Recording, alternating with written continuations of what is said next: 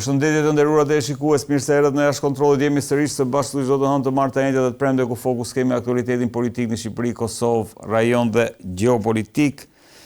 Të njëjtëve pavarësisht se aktualiteti politik në vend kulminon, ne sërish në pjesën e parë do të mbetemi tek gjeopolitika dhe kam të ftuar nga Moska aktualisht sot Misha Pumën, ekspert. Misha, knajsi që të kam, si gjithmonë. Gjithashtu knajsi. Të falenderoj shumë që e pranove ftesën. Misha, do ta nisi me një deklarat të Këshillit të Sigurisë Ruse, e cila me pak fjalë paralajmëron se këto negociata që po bëhen aktualisht fshehin një prapasken të një sulmi, dhe kjo nuk është hera e parë që ndodhën. Shtetet Bashkuara të Amerikës në raport me Iranin, në kohë negociatash kanë sulmuar në të gjitha rastet. Por gjithsesi, kur vjen nga Rusia ky lajm, duhet marrë seriozisht në kuptimin që sa i mundur është ky skenar. Po, besoj që asnjë gjë të re nuk ka në këtë deklaratë të Këshillit të Sigurisë Rusisë. Do me thënë, Shtetet Bashkuara të Amerikës edhe pas luftës së parë, do me thënë 4 ditore, deklaronin që situata u rregullua, u qetësua etj dhe pastaj sulmuan sërish. Lajmet paralele bëjnë të ditur që forcat të reja, do me thënë të marinësve amerikan po afrohen drejt Gjirit Persik, edhe kjo nuk është një vetëm për të ushtruar presion në tryezën e bisedimeve, por gjithsesi të paktën i paralajmëruari është, le të themi, i fituari.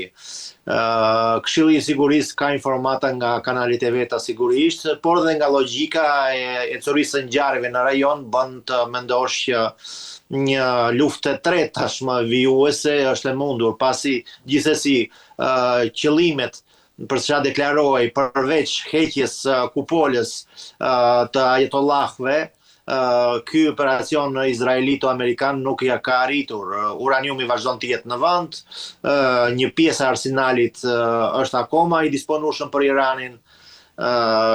Sigurisht që pjesa më e madhe, le të themi, raketave dhe e municioneve është azgjësuar, por sa është azgjësuar dhe më saktë sa ka mbetur, askush nuk e di përveç iranianëve. Prandaj Irani tashmë dhe me një zell dhe vrull akoma më të madh do të vazhdojë dhe do të zvijojë ka shumë të ngjarë për prodhimin e bombës bërthamore, për pasurimin e mëtejshëm të uraniumit.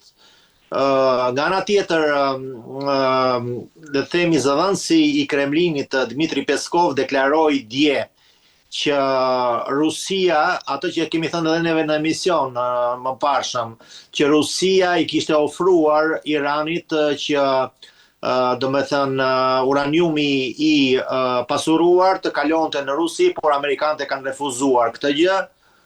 Ka të ngjarë që edhe iranianët, por në këtë, do me thënë, speechin e vetë, Peskovi tha që amerikanët refuzuan këtë zgjidhje.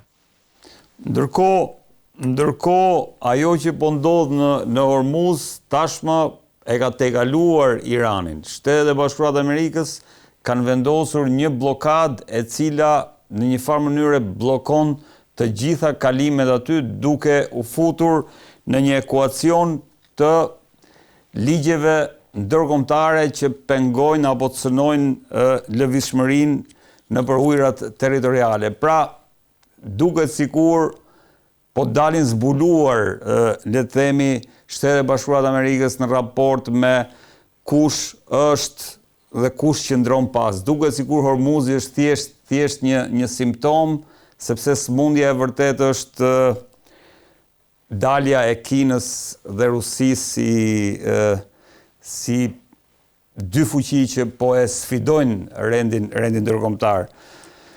Për këtë, Lavrov ka bërë një vizitë dje në Kinë, si e vlerëson këtë moment, sepse jemi në pikën që thash Irani është shumë i vogël në raport me forcat që tashmë po dalin sipërfaqe nga vendimi që që ka marrë presidenti Trump, që është bllokimi i ngushëllisjes së Hormuzit? Deklaratët kanë qenë të zakonshme për sa i përket vizitës ministrit të jashtëm Sergej Lavrov në Pekin. Mirë po, sigurisht që pesha e Rusisë në marrëdhëniet me Kinën është ajo pesha do me thënë, nga njëra anë e fuqisë ushtarake që është e konsiderueshme dhe nga ana tjetër e një fuqi ekonomike jo shumë të konsiderueshme, për të thënë të vërtetën, për të krahasuar për shembull për nivelin e shkëmbimeve tregtare të Rusisë me Kinën. Rusia zë një vend që do habiteni, do me thënë në për sa i përket sasisë së madhrave të shkëmbyra, në mes të Vietnamit që ka më tepër shkëmbime madhësh me Kinën se sa Rusia dhe Tajlandës. Pra, në këtë nivel është bashkëpunimi, le të themi, tregtar mes Rusisë dhe Kinës, po të flasim për shifra. Për sa i përket strategjisë, do me thënë, dhe geopolitikës ndërkombëtare, këtu ndryshojnë gjërat. Tu Rusia është një superfuqi sigurisht dhe një potencë ushtarake e zakonshme, dhe që Kina mendon, ndoshta neve supozojmë sigurisht, por mendon që ta përdor dhe ta fusi në një rrjedhë që intereson Kinës. Nga ana tjetër Rusia koordinon veprimet e veta me Kinën për të pasur një farë mënyre për të ruajtur status quo-n dhe për mos qenë më e dobët karshi trysnisë së madhe të jashtëzakonshme që to 4 vitet e fundit ka karshi botës perëndimore, përfshirë dhe Shtetet Bashkuara të Amerikës. Pra, po më thua që Rusia, pavarësisht lidhjeve që ka me Kinën, Rusia është në kursin e saj në këtë histori. Në një farë mënyre mund ta quajmë dhe kështu, por nuk do të përdorja fjalën kurth, por de facto Rusia është e zënë deri në vesh me Ukrainën sigurisht. Nga ana tjetër, kur presidenti Trump deklaroi që pret nga pala kineze që ajo të mos furnizoj Iranin me municione dhe me armë ushtarake, do me thënë, kjo tregon që Rusia nuk e bën këtë gjë sepse do ta thoshte edhe për Rusinë. Të paktën në informatat që ai ka, disponojnë këtë gjë. Nga ana tjetër, doli një rebus, u zgjidh një rebus relativisht i vjetër se si iranianët ishin në gjendje të godisnin me pikmëri bazat ushtarake amerikane. Dhe kam një telefonat këtu dhe nuk e di se dëgjohem apo jo. Po, dëgjohesh. Edhe do me thënë situata është e tillë që Irani kishte bler Sputnik ushtarak kinez që i ka tashmë të pronës së tyre, prandaj ai vazhdon të ndjekë, do me thënë, lëvizjet dhe themi, trupave amerikane, të aeroplan bajtësve, të anijeve, por edhe të, le të themi, të aleatëve të në gjirin persik. Pra, është vetë Irani disponuesi Sputnikut të blerë nga Kina tashmë, me mos gabojmë një shumë me 3 milion pikë sa dollar, do me thënë diçka e tillë, mos gaboj, për shifrë mund gaboj, por që është, do me thënë, fakt tashmë i ditur, i shitur pra nga Kina. Ky Sputnik ishte hedhur nga Kina në kosmos dhe më pas është shitur Iranit. Kjo është, do me thënë, thelbi i kësaj situate. Nga ana tjetër, Rusia e ka ndihmuar Iranin në anën logjistike, në anën humanitare, shumë avion të ngarkuar me ndihmë humanitare kanë shkuar drejt Teheranit dhe presidenti Pezeshkian i shprehu falënderim Putinit në mënyrë të hapur, pra, për dhe duke nënvizuar pikërisht ndihmën humanitare. Pra nuk ka ne themi një ndihmë ushtarake të Rusisë për Iranin, të paktën nuk rezulton në mënyrë të hapur. Për zbulimin strategjik, vetëm media ka folur në fakt. Po. Ato goditjet me përpikmëri që janë bërë për shkak të zbulimit strategjik që është ofruar qoftë nga Rusia, qoftë nga Kina. To janë thash çka diskutohet në media, por jemi në këtë pikë, Misha, në pikën që Shtetet Bashkuara, domthonë Irani bllokoi ngushticën, Shtetet Bashkuara të Amerikës bllokuan bllokimin e ngushticës. Tani më kemi edhe një lajm tjetër që vjen nga Garda Revolucionare, e cila parajmëron se nëse shkohet në këtë kurs dhe nëse Shtetet Bashkuara të Amerikës vazhdojnë në këtë kurs, ne do të mbyllim atë që konsiderohet Bab el Mandeb, që është rruga që kalon për tek kanali Suezit, regjia duhet ta kem hartën. Pra, për shkallëzimi sa vjen edhe rritet, sepse edhe aeropranbajtësja George Bush që është nisur për të monitoruar pikërisht blokadën e ngushticës Hormuzit, edhe ajo po kalon domethënë nga poshtë, sepse s'kalon dot pikërisht këtu pas meje tek Bab el Mandeb. Po, pikërisht sepse Irani biles është çuditshme që deri tashti si ka përdorur akoma forcat e veta proxy në Yemen, Houthi, se pikërisht Bab el Mandebi është përballë Yemenit dhe është Yemeni që de facto mund ta kryejë, kuptohet që mund të ketë edhe trupa iraniane aty që do ta mbështesin, por është përballë, domethënë kam shqyr zotit le të themi që gjeografinë kam studiuar dhe më pëlqen dhe mbaj mend që në shkollë ngushticën e Bab el Mandebit, aty afër është dhe briri i Afrikës biles, edhe Somalia dhe të gjitha këto domethënë, por problemi janë Houthi për amerikanët dhe për mbar lundrimin ndërkombëtar, sepse ajo mund të mbyllte hyrjen në detin e Kuq dhe mëtej nuk anijet nuk vijonin dot nga kanali Suezit edhe mëtej. Pra është kriza nëse këtu kalon rreth 20%, në flasim në ngushticën e Hormuzit, kalon rreth 20% të naftës botërore, këtu në ngushticën e Bab el Mandebit mund të jetë edhe 35% edhe 40% që kalon. Dhe do të ishte një katastrofë e jashtëzakonshme. Nga ana tjetër, një gjë inkurajuese për botën dhe më pak inkurajuese për Rusinë është një shenjë e tillë që Shtetet e Bashkuara të Amerikës riaktivizuan sanksionet ndaj Rusisë. Kjo tregon që në administratën amerikane, të paktën kështu le të lexoj, që nuk presin më anashkalimin të situatës me energjetikën botërore, me naftën dhe gazin botëror, pra sepse ky le të themi instrument rregullimi që si tenxhere me presion mund ta themi, e përdornin domethënë faktorin rus për shitblerjen e naftës dhe kur kanë tashmë që kanë rivënë le të themi sanksionet ndaj Rusisë, kjo tregon që ndoshta së shpejti situata do rikthehet në një rrjedhë më të qëndrueshme. Gjithsesi pritet që në situatën në rebusin e Hormuzit, në ndalimin e ndalimit që juve thatë në mënyrë perfekte, aty krysh ashtu është, edhe Shtetet e Bashkuara të Amerikës, edhe Irani bëjnë të njëjtën gjë, kanë të njëjta qëllime të bllokojnë ngushticën e Hormuzit. Dhe është Europa që duhet të marrë pjesë më aktivisht në këtë situatë, gjë që e dëshiron presidenti Trump, sepse në fakt me pjesëmarrjen europiane mund të ishte edhe një zgjidhje e problemit, edhe marrëdhëniet ndoshta me Iranin mund të sistemoheshin në një farë mënyre dhe do të vazhdonte tregtia në mënyrë më të rrjedhshme, përndryshe siç është tash që është bllokuar komplet.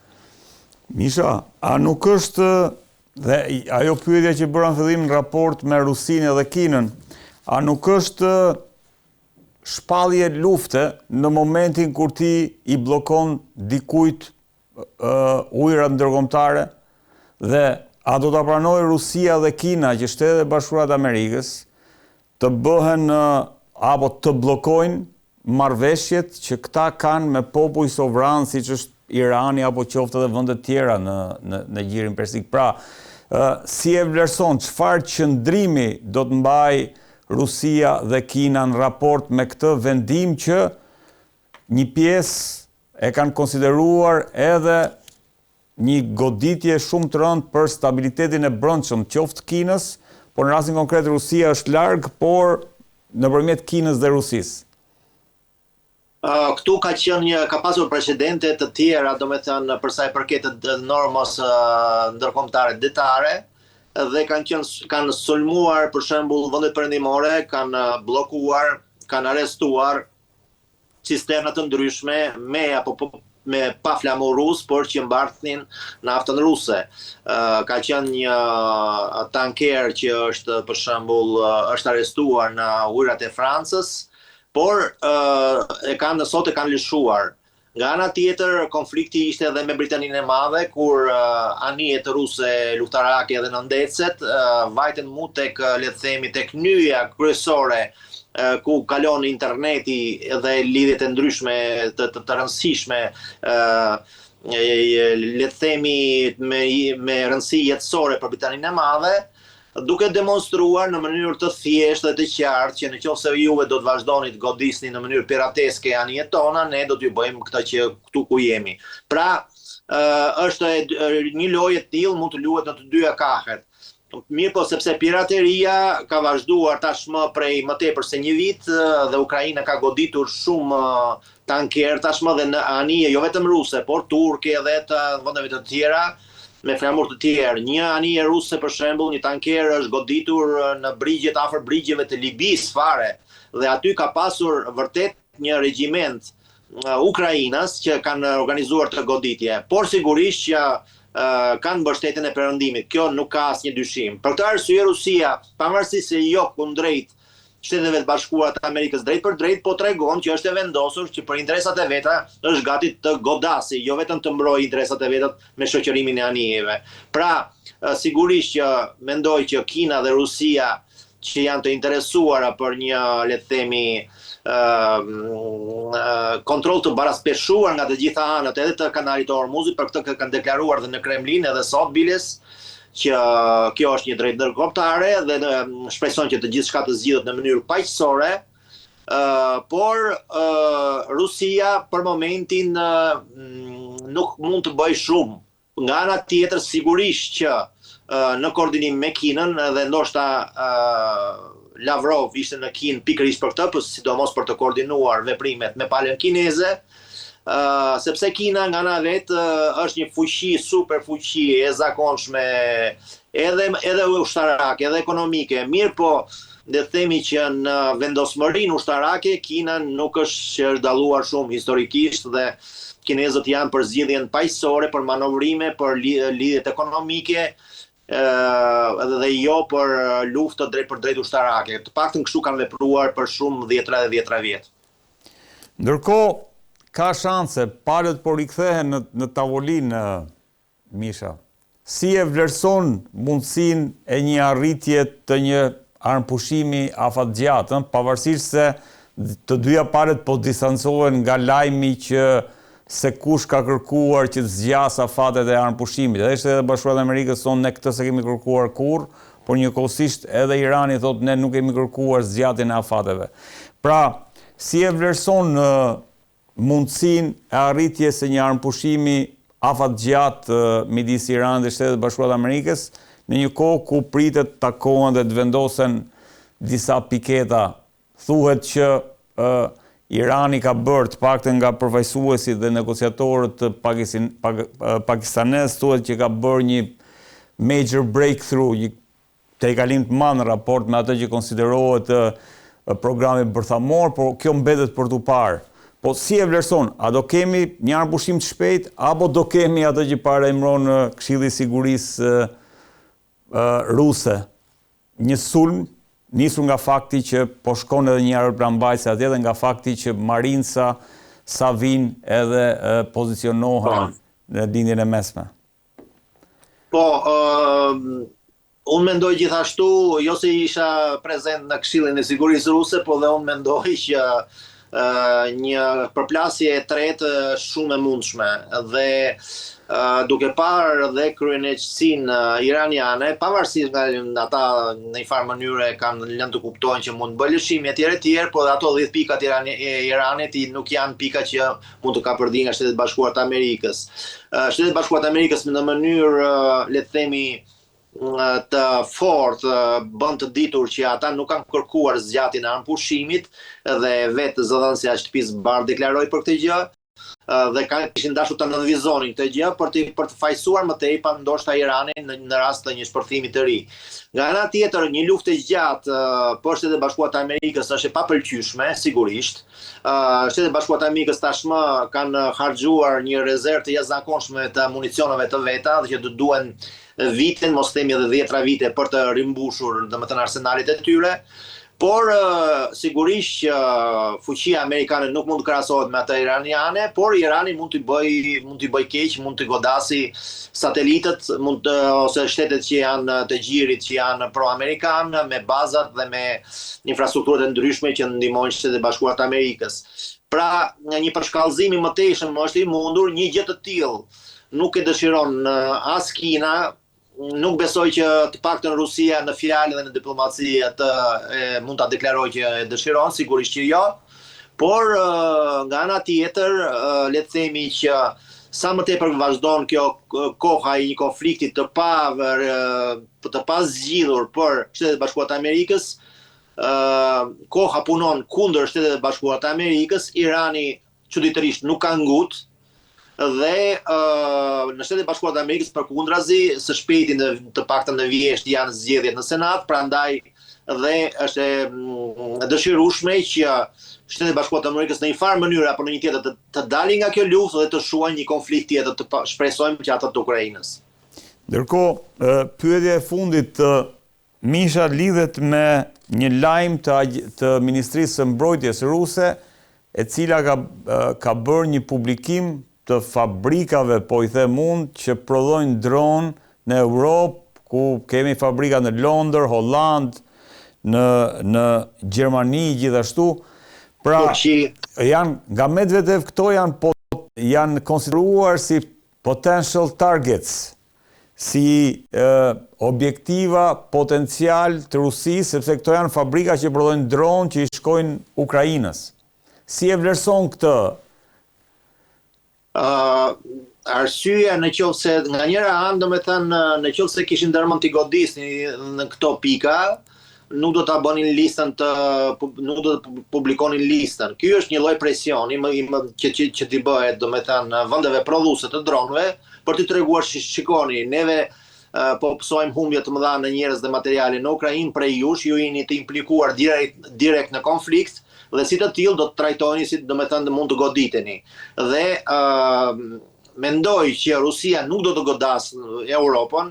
Ky është paktën është mendimi i çdo logjik i çdo personi normal që diçka nuk duhet të shkojë kurrë në një konfrontim direkt mes Rusisë dhe Europës. Por nga ana tjetër shumë, le të themi, politikanë në Europë po bëjnë gjithçka që Rusia dhe Europa të përplasen në një luftë të tmerrshme.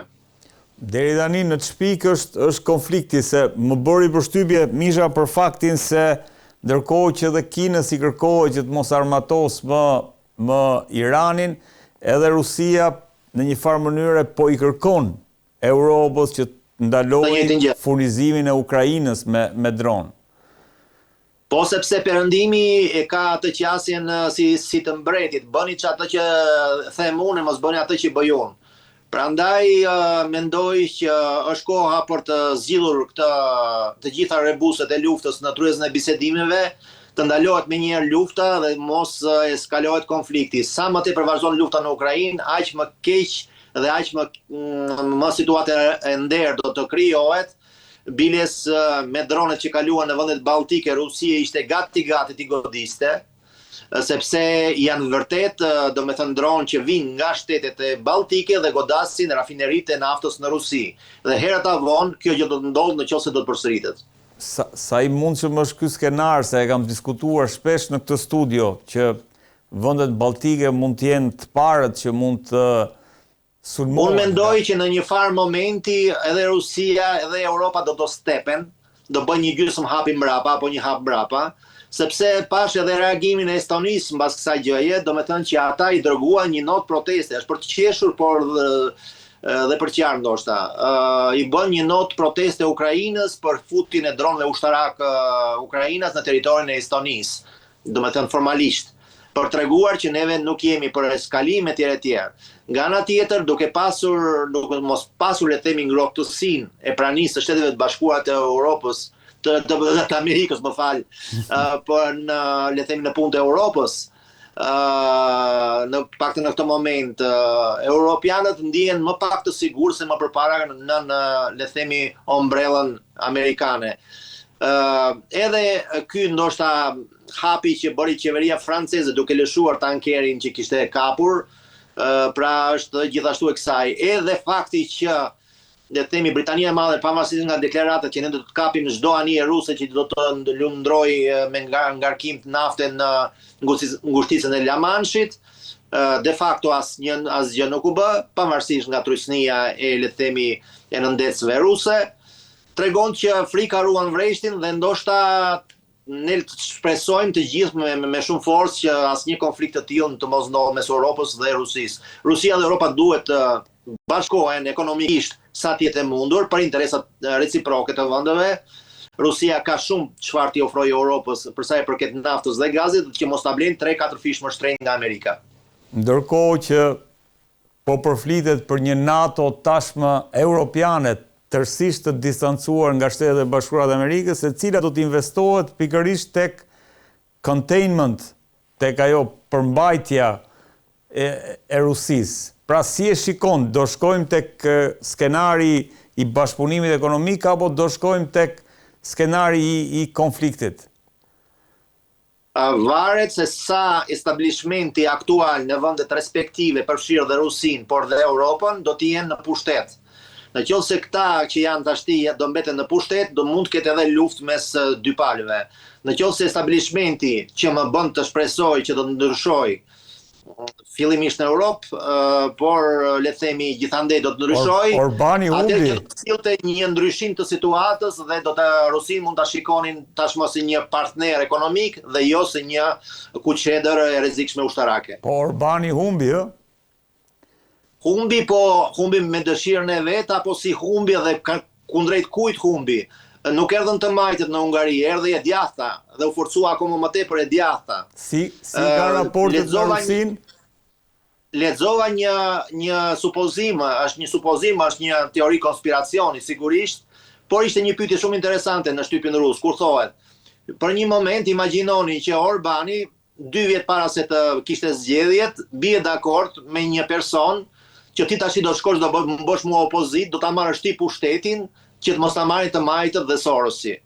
Edhe ai vjen në pushtet. Sepse deklaratat e Magjar tashmë dihen, ai deklaroi që nuk është për inkuadrimin e Ukrainës në Bashkimin Evropian, nuk është për pjesëmarrjen e Hungarisë në financimin e Ukrainës, nuk dëshiron të heqë dorë nga furnizimi me naftë dhe gaz nga Rusia dhe gjithashtu nuk do të pranoj emigrant në vendin e vet. Pra janë shumë gjëra që politika jashtme europiane nuk do t'i pëlqejë. Misha, të falenderoj shumë për gjithçka. Ishte kënaqësi, mirupafshim. Kënaqësi. Në këtë pjesë të emisionit është bashkuar me mua Basir Çollaku, koleg gazetar. Basir, kënaqësi që të kam. Faleminderit për ftesën. Almer Toska, drejtuesi Timoni.al, Almer, kënaqësi që të kam. Arber Hitaj, koleg gazetar. Arber, kënaqësi që ju kam. Basir, do ta nis me ty, GKO, apo siç i thon ndryshe shqiptarë, SPAK ka thirrur Edi Ramën të dëshmojë për dosjen Partizani. Çfarë po ndodh në të vërtetë, sepse dua ta sqaroj këtë. Çfarë më kujton kjo, Redo? Ishte një grua që gjithë kërkon të martoheshin me të dhe ajo u thoshte jo. Dhe s'po e gjenin kodin në pinin, thoshte. Dhe vajte njëri për të thoshte, prishet punë të martohej bashkë? Jo, tha ajo, prap. Dhe kjo jo shërbeu si përgjigje pozitive. Edhe kjo, le të themi, heshtja e strukturës së posaçme, pra ose miratimi në heshtje, jam dakord unë nëse duan këta, ç'është nëse duan këta. Dhe gjykata do të ka pranuar le të thras Ramën për dëshmuar. Tani aty mungon episodi i hetimit, do të bëhet hetim gjyqësor. Dhe gjykata duhet vendosë ta kthejë mbrapa për hetim përsëri si të paplot. Për episodin kur Rama, siç tha zoti Berisha, ka 10 apo 11 firma aty. Me 2-3 kemi parë të gjithë janë publikuar. Është ndryshimi i destinacionit firmos kur qenë kryetar bashkie, sekretar këtë. Por vajtja e Ramës në SPAK-un besoj se është unë një herë nuk besoj se do shkoj. Do ta shpërfill. Dhe ky është përballja. Do shkoj Rama aty apo ta bani forcërisht? Do e detyroj gjykata. Duhet shkojnë në gjykat, pa diskutim, edhe pse është në pozitë të kuash. Teorikisht po. Ai duhet kishte shkuar për shumë çështje. Ai mund ta japë dëshminë edhe me shkrim. Mund të shkojë, në këtë rast është instancë gjyqësore dhe është detyruar të shkojë atje. Në fazë hetimore mund ndodhë ajo me drejtë si thotë Almeri, që shkojnë në oficerët mund ta marrin, po. Por ky është në proces gjyqësor dhe duhet të jesh përballë sepse pala që e kërkon si dëshmi është në seancë gjyqësore dhe do të pyes live, le të themi, subjektin tjetër. Në këtë rast mund pa Besoj Rama do refuzoj, do përdor truke edhe të zvarritje të procesit, do bëlluhet sërish me procedurat, sepse unë nuk dua ta shoh Edi Rama si dëshmitar për çështjen e kompleksit partizan.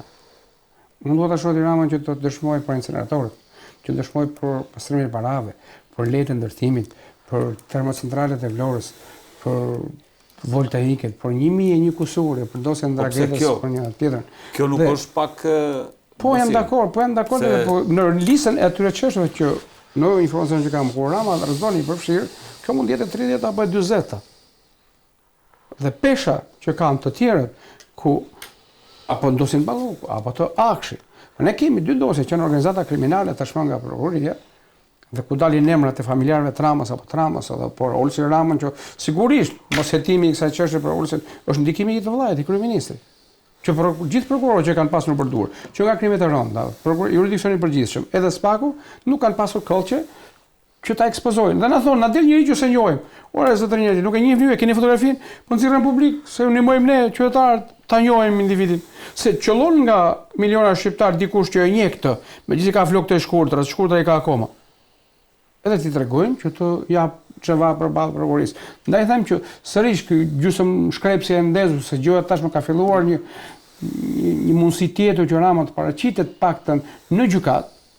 Nuk kemi tek episodi afërmend prap. Nuk kemi aty, por gjithsesi prokuroria duhet ta kishte pse nuk e tharret prokuroria.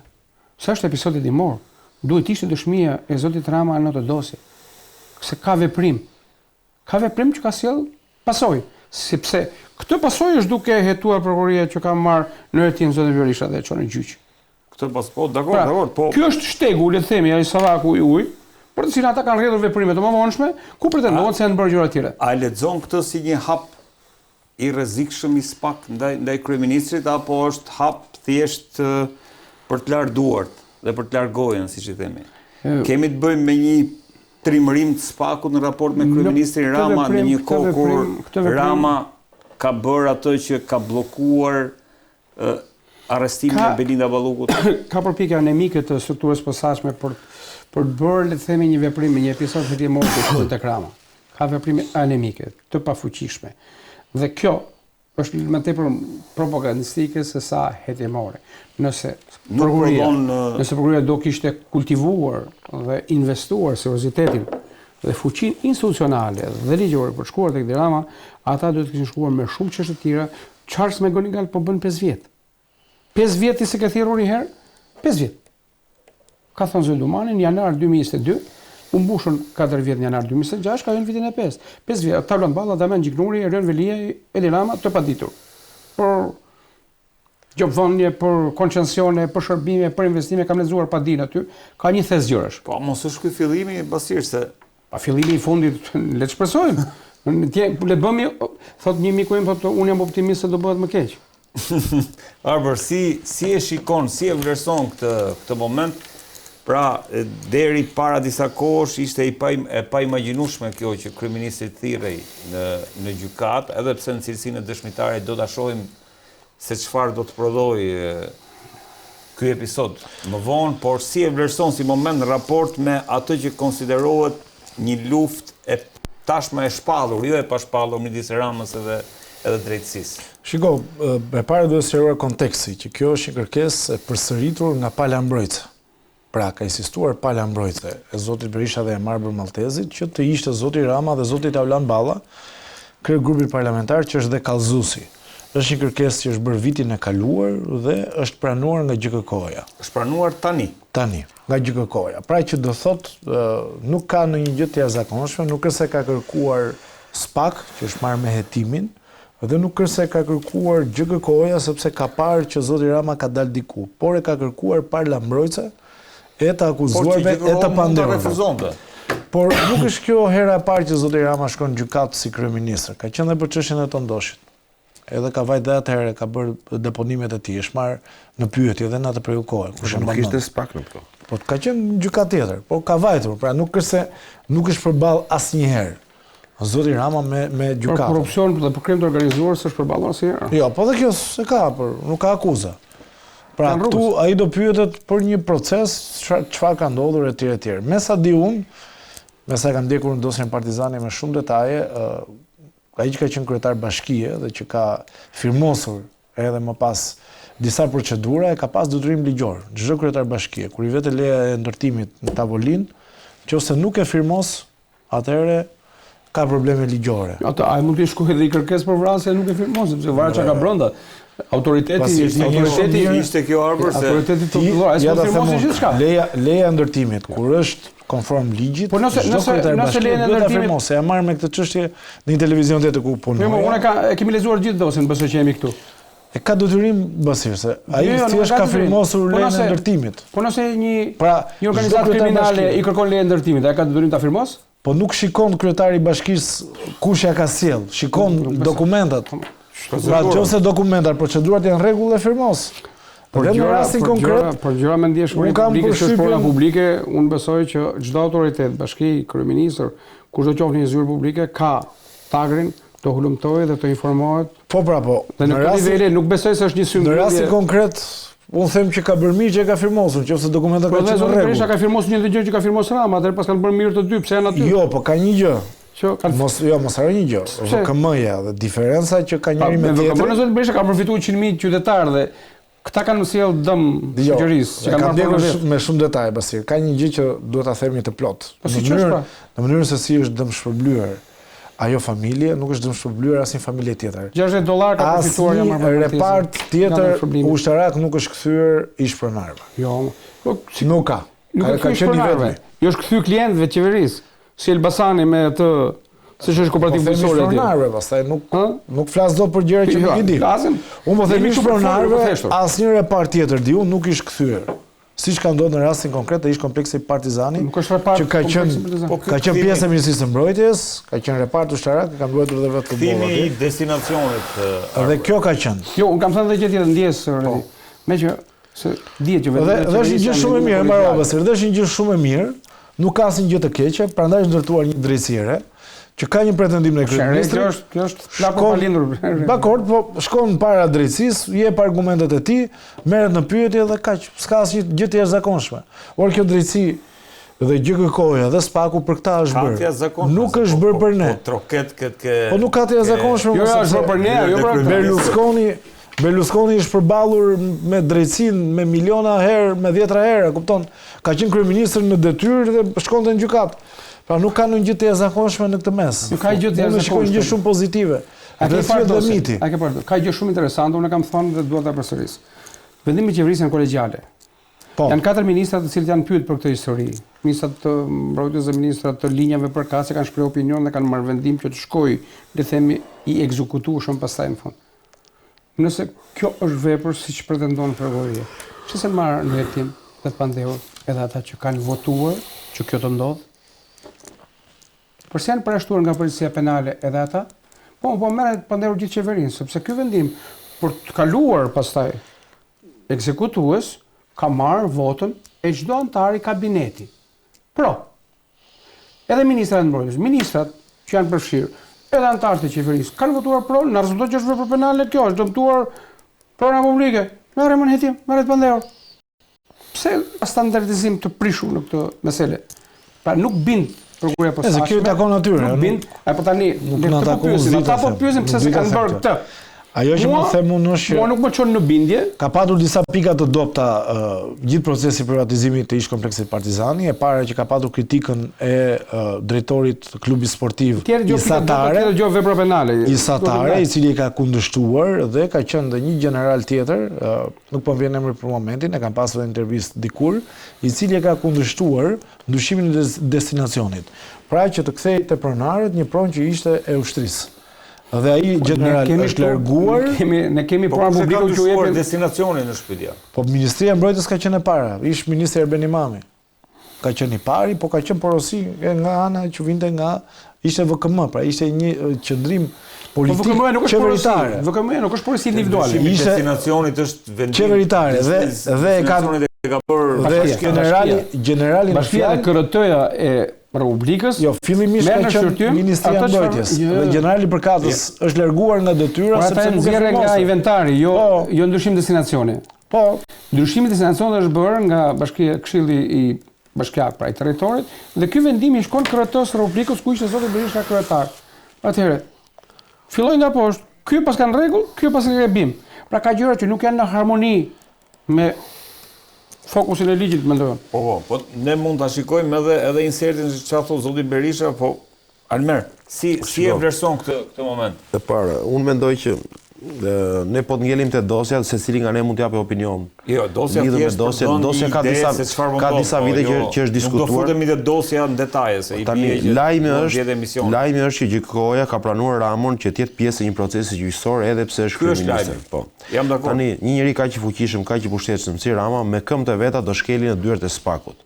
Pra Rama po mëson rrugun dhe derën si hyhet në SPAK dhe në GJK. Ky është lajm pozitiv.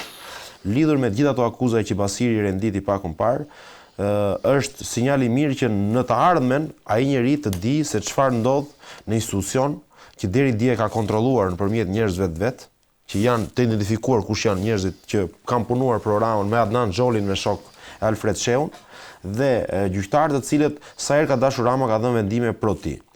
Që ky proces ndaj zotit Berisha dhe zotit Maltezi është një proces i inskenuar dhe për t'i mbajtur nën presion politik. Kjo është opinioni im dhe nuk e ndryshoj për ato që kam parë me dosjen, por nuk duhet ngelem këtu. Ndërsa sa përket lidhjes çështjes së pronave të familjes Maltezi, me informacionin që kam unë, ata nuk kanë marrë vetëm 1% atyre që u takojnë. As 1% të pronave që kanë administrim. Tani që të ikin nga dosja. Tani zotëri, Rama, aktualisht Ramon neve kemi parë gjithë dhe kemi përmendur si shumë fuqishëm, si sfidues drejtësisë, si kërcënues dhe intimidues të drejtësisë her pas here me deklarata politike.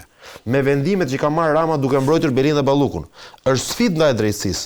Me vendimet që ka marrë edhe ndaj të tjerëve her pas here dhe duke i qëndruar karshi drejtësisë, ky njeri ka treguar që ka pas edhe qëndrime shumë forta në deklarata ku thoshte që ne Partia Socialiste bëm drejtësinë dhe këtej vinte sulmonte prokurorët në krahun tjetër. Pra ky njeri i cili kishte një dy standardizim në të gjithë vendimarrjen e vet, tashmë po shkon aty tek investimi më i madh i Partisë Socialiste.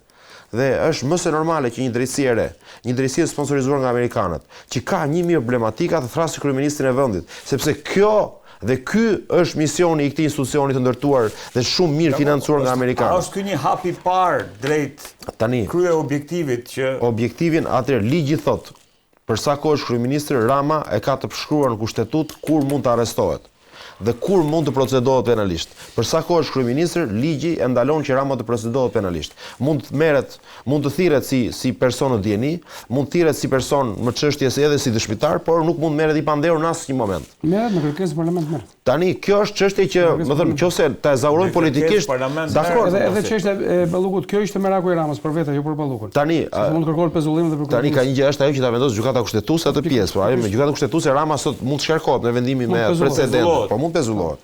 Por nuk merret i pandehur. Tani, kur jemi në përballë të realiteti që kemi parë prokurorë të SPAK që për çështje të caktuara janë kërcënuar. Kur kemi parë prokurorë të SPAK që mateshin 2 herë nëse dëgjoi emri Ramos i Ballukut apo kujdo tjetër personi të ashtu quajtur të fuqishëm në qeverisje, tani unë shikoj që SPAK-u ka fituar një lloj autoriteti të fortë në syrin e opinionit publik, po ashtu ka ridimensionuar veten si institucion që po tashmë po ushtron detyrën me drejtuesin e ri.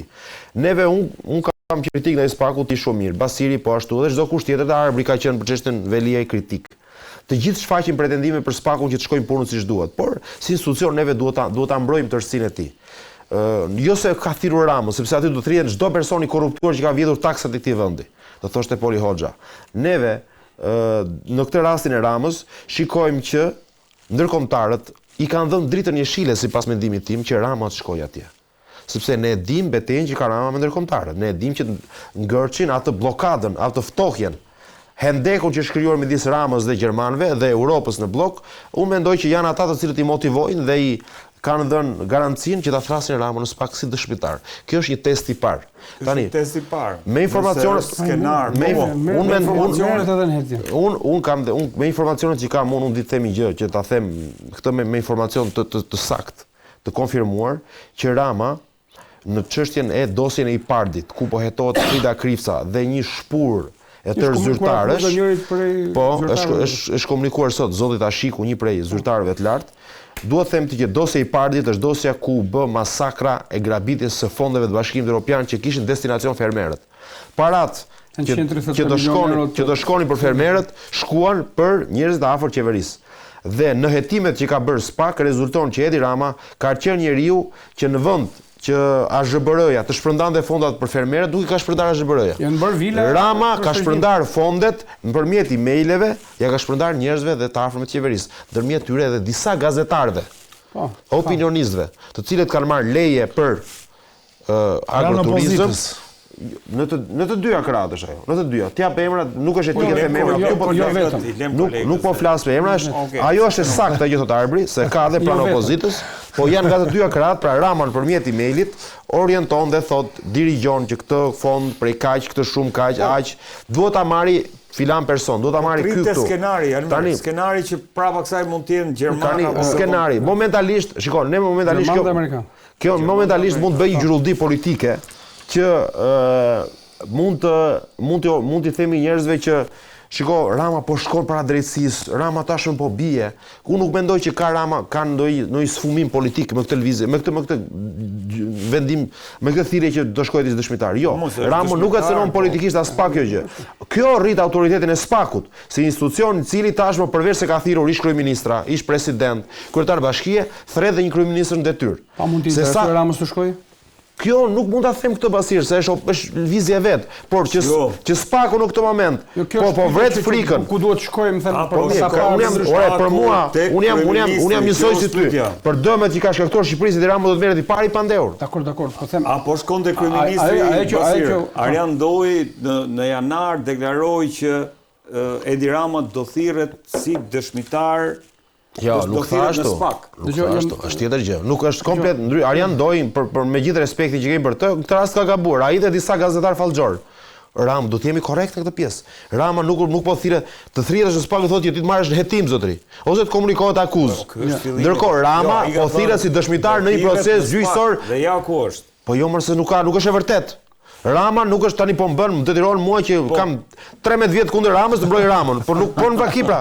Rama nuk po thirret në SPAK, po thirret në GKK, në gjykat si dëshmitar. Në SPAK thirres kur ke pretendim, ka hetim ndaj teje, ka akuzë ndaj teje, kur ti jep dëshmi para oficerëve të BK-s, në këtë rast Rama asnjë nga këto nuk qëndron. Rama do pyetet, pse ti ke dhënë këtë leje ndërtimi familjes Abër Maltezi dhe fisit ti? Pse ti si kryebashkiak mbi çfarë konturesh ligjore je bazuar ke nxjerr këtë leje? A ke shkelur apo ke respektuar ligjin? Ai do hapi një dëshmi. Në fund fare, mbi dëshminë e këtij dhe dëshminë do jepet një vendim për çështjen Maltezi për këtë dosje. Nuk do merret Rama i pandehur. Rama i tha Basiri shumë mirë dosje dhe çështjet që ne i dim, pse duhet thirret SPAK. Po, Basir. Ka diçka.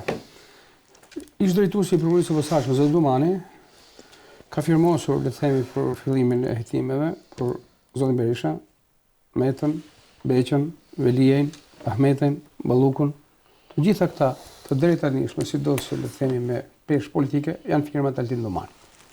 Vetëm një firmë ka ngelur Kloden Braus, Edi Rama. Dhe unë kam bindjen sa ai ka për ta firmosur hetimin e Edi Ramës. Kloden Braus. Shumë shpejt, absolutisht. E kam për cilën çështje? E kam të bindjen, janë një numër i konsiderueshëm çështësh, sigurisht edhe kombëtare, edhe ndërkombëtare. Mund të hetohet tani që është kryeministër Basir. Natyrisht që mund të hetohet, pastaj Rama po hetohet fatikisht. Komunikimi i akuzës ta materialet që dalin nga ndosja Balluku, nga ndosja Akshi, ku Rama shkon e vjen mesazhin tjetër, është procesi timor. Regjistrimi i emrit të kryeministrit në regjistrin penal është ajo datë që fillon të themi një njoftim me timi në adresë të kryeministrit kur fillon të regjistrohet emri të regjistrit penal. Tani, krye veprimeve hetimore ata e bëjnë edhe pa shkuar te kryeministri. Ai historia me patllakën në kryeministri. Ai historia që Rama i acarua thoshte se mos guzon të merrë telefonin. Unë e kam thënë herë do ta përsëris. Të paktën në një nga veprimet hetimore, 2700 mesazhe mes Ramës dhe Ballukut janë arkivuar. 2700. Paktën 2700 mesazhe. Pra veprimet kryhen.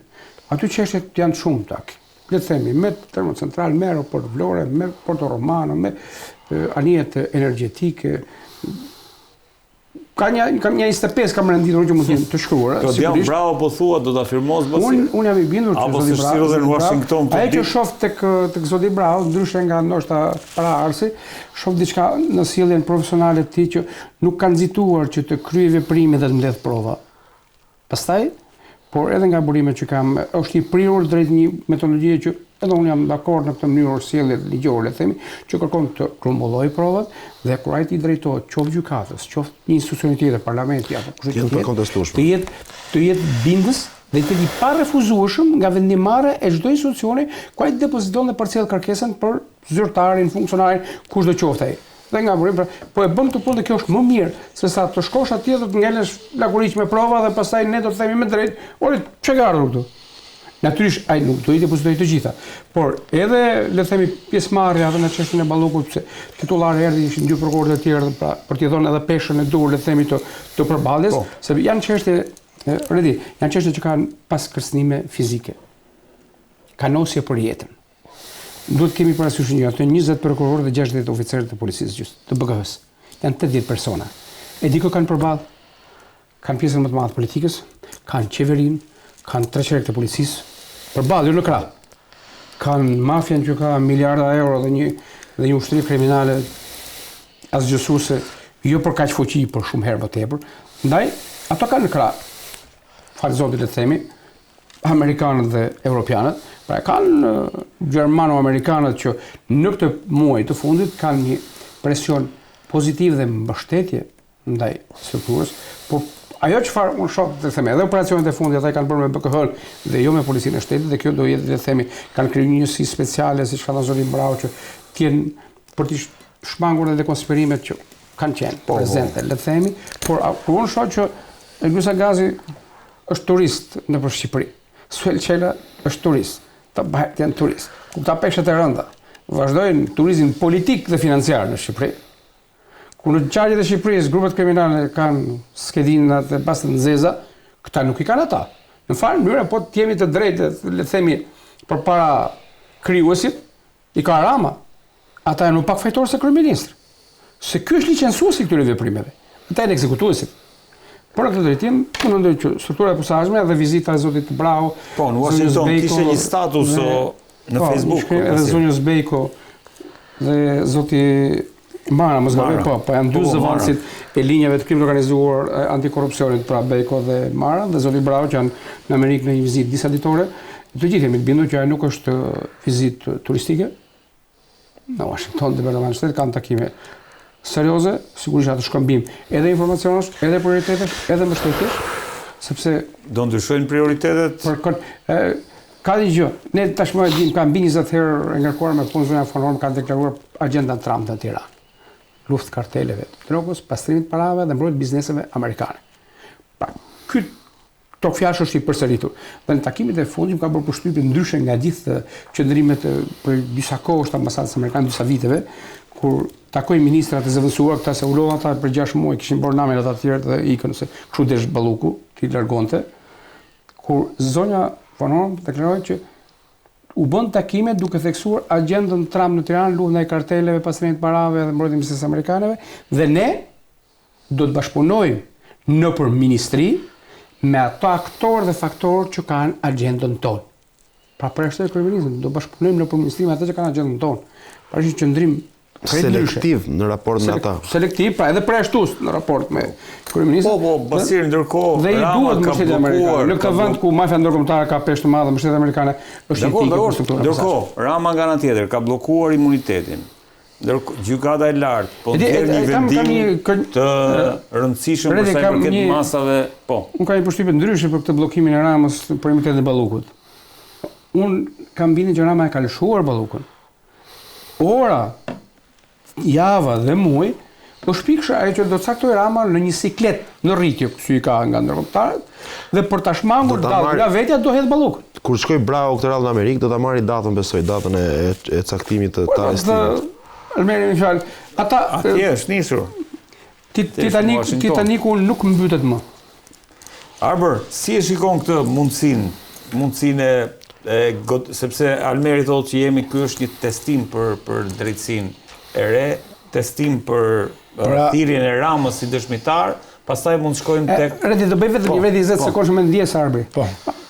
Unë e shmak shpesh të fjalën drejtësi e re, se në drejtësinë e re të jenë bashkëpunëtor të sigurimit të shtetit dhe prokurorët e gjyqtarët e nivel në sistem, se si më duket kjo e re, më kërcet plani, le të themi. Nuk është fort e re kur Dvorani është atje, spion dhe sigurimit Venusi, Sapuni, këta që i dinë. Arbër, hetim për Ramën do të hap brau, thotë Basiri. Dgjoj. Pra, nëse Dumani ka bërë atë që ka bërë, ka disa gjëra që unë edhe mund t'i them, edhe gjëra të cilat i dëgjoj, po nuk të mund të them dot që janë të sigurta 100%. Ajo që ne dimë me siguri është që në 12 vite padyshim që po bën zoti Rama në krye të vendit dhe ka filluar vitin e 13, ka shumë korrupsion. Pra ka shumë raste korrupsioni të cilat janë goditur në gati 70% të rasteve nga ana e SPAK-ut. Pra incineratori është goditur. Jo, nuk ka shkuar. Është goditur incineratori. Po, kemi njerëz të dënuar. Organizatë kriminale që ti nuk ke ngritur akuzë për organizatë kriminale, nuk quhet goditur, është amnistuar incineratori. Dgjoj, a kemi njerëz të dënuar për incineratori? Kë kemi për firmën Fantaz, kë kemi për dhënë bonus të firmës Fantaz. Ore, ne mund ta zgjasim në shumë elemente, po them. Po këtu është thelbi. Unë i marr si çështje. Pra kemi njerëz të dënuar. Pra ish ministri Lefter Koka, ish deputeti Alçi Bllako, etj. Iku kjo. Po flas ato që janë skandalet e mëdha. Ilir Beqa që ka patur skandale të shëndetësia është në qeli bashkë me zëvendës ministrat e tij për sterilizimin, check-up i famshëm dhe janë aty. Janë duke gjykuar u dënuar, po përballen me gjykatën. Tani çfarë rasti tjetër të flasim? Zonja Balluku është një tim që po vijon, pavarësisht se nuk u lejua marrja e provimit për t'u arrestuar, është një tim që po vijon ndaj saj dhe nuk e dim si do përfundoj. Ndërkohë ka zyrtarë të tjerë të ministrisë të saj të cilët janë në qeli. Zoti Rënveliaj, kryetari i bashkisë, një nga njerëzit më të fuqishëm që ka patur vendi politikisht, për të cilin deri para arrestimit që ndodhi në vitin 2025, thoshin njerëzit dhe kolegët tanë të gjithë që SPAK-u atë ka provën më të madhe, thoshin. Se Rama nuk e ka. Por atë ka, thoshin, Rënveliaj. SPAK-u e mori Rënveliajin e çoi në burg. Bashkë me 5 dënë. Nuk po jeton. Po mirë më është tjetër gjë. Po jeton për teatrin, po jeton për fustane. Për teatrin kombëtar, për ndërgjegjës, për urtimet. Procesi do shkojë deri në fund pasi. Nëse themi do. Aktualisht nuk e ka këtë pro publike të Zoti Rama kanë reaguar vetëm me rastin e Ballukut. Pra ka diçka. Do të dalë atje, i them Diman me radhë. Pra kemi diku të 60 zyrtarë të nivelit të lartë. Nuk po flas niveli i ulët, ka pas sekretar të përgjithshëm të Ministrisë të Ekonomisë ishte arrestuar etj, që janë po përballen me drejtësinë. Pra që do thot, tani, ajo që unë nuk kuptoj dhe flitet tani që ka ngelur edhe puzzle i fundit, elementi i fundit për ta plotësuar këtë fjalë kryq, quheni si doni ju, që është Edi Rama. Tani diskutimi im është ky. Zoti Rama e ka patur në kontroll SPAK-un më parë apo e ka tani? A ka patur kontroll totalisht? A ka patur në kontroll kontrollorët? Ka pas individ brenda SPAK-ut. A ka patur në kontroll kontrollorët? Dhe jo SPAK-un apo kë? Nëpërmjet jurikimit ka pasur kamikazin, ka pas kamikazin Altin Dumani. I bie që është ajo që tha Basiri pak më parë. Pripat. Që ai arrestonte dhe nuk siguronte prova. Po ndalo para këtu. Ndryshe nga prava. Ndalo pa këtu. Ara bëj një pyetje. Hajde më ta bëjmë debat. Ka një kronologjik. Jo ka të bëjë me këtë që thoni ju. 40 bashkiak janë në hetim. Edhe janë të dënuar, Lushja. Është pjesë e pyetjes. 40 bashkiak. Burqiza që ju njihni mirë. Jo, 5 ministra në burg, ja 5 tjerë gati për hetim. Tani, kur Rama 1 deri te Rama 3 janë të gjithë në burg pa ndërur në hetim, 40 bashkiak në hetim. Si ka mundësi të gjithë këta kanë vjedhur janë të korruptuar ndërsa drejtuesi i tyre është shenjtori? Dalim edhe atje. Se është qorr, është shurdh, është budalla? Dalim edhe atje. Ose përgjigjja e fundit, SPAK-u ka frikë të prek. Dalim dhe atje dhe i marrim të gjitha me radhë. Pra i marrim çdo hipotezë që ju thatë. Pra kemi gjitha zyrtarë të cilët po përballen me drejtësinë, me këtë drejtësi të re, me këtë drejtësi kamikaze i quajti Zoti kolegu Dumani, jon. po. Deri dje. Altin Dumani është sjellë në mënyrë kamikaze. Sjellë në mënyrë Ka kamikaze. arrestuar njerëz pa prova, qoftë deri Erion Veliaj. Tani, A kupton? Të tani, ka një ngelemi gjë. fair deri në fund. Altin Dumani ka qenë kamikaz i kujt? I ligjit apo i Kamikaz i politik Ramës? i përdorur nëpërmjet jurikimit, i ka shërbyer Ramës. I ka shërbyer Ramës Kemi interesit një politik spak, të Ramës. Një spak që ka qenë Shërbyer Ramës apo Washingtonit? Ramës dhe jurikimit drejt për drejt, sepse linjat Soros, dhe interesat Soros, dhe interesat e se ka jurikim vërtetësi. asnjëherë nuk kanë qenë drejt për drejt me interesat e tani, Washingtonit. më fal, tani pse kjo hipotezë nuk qëndron?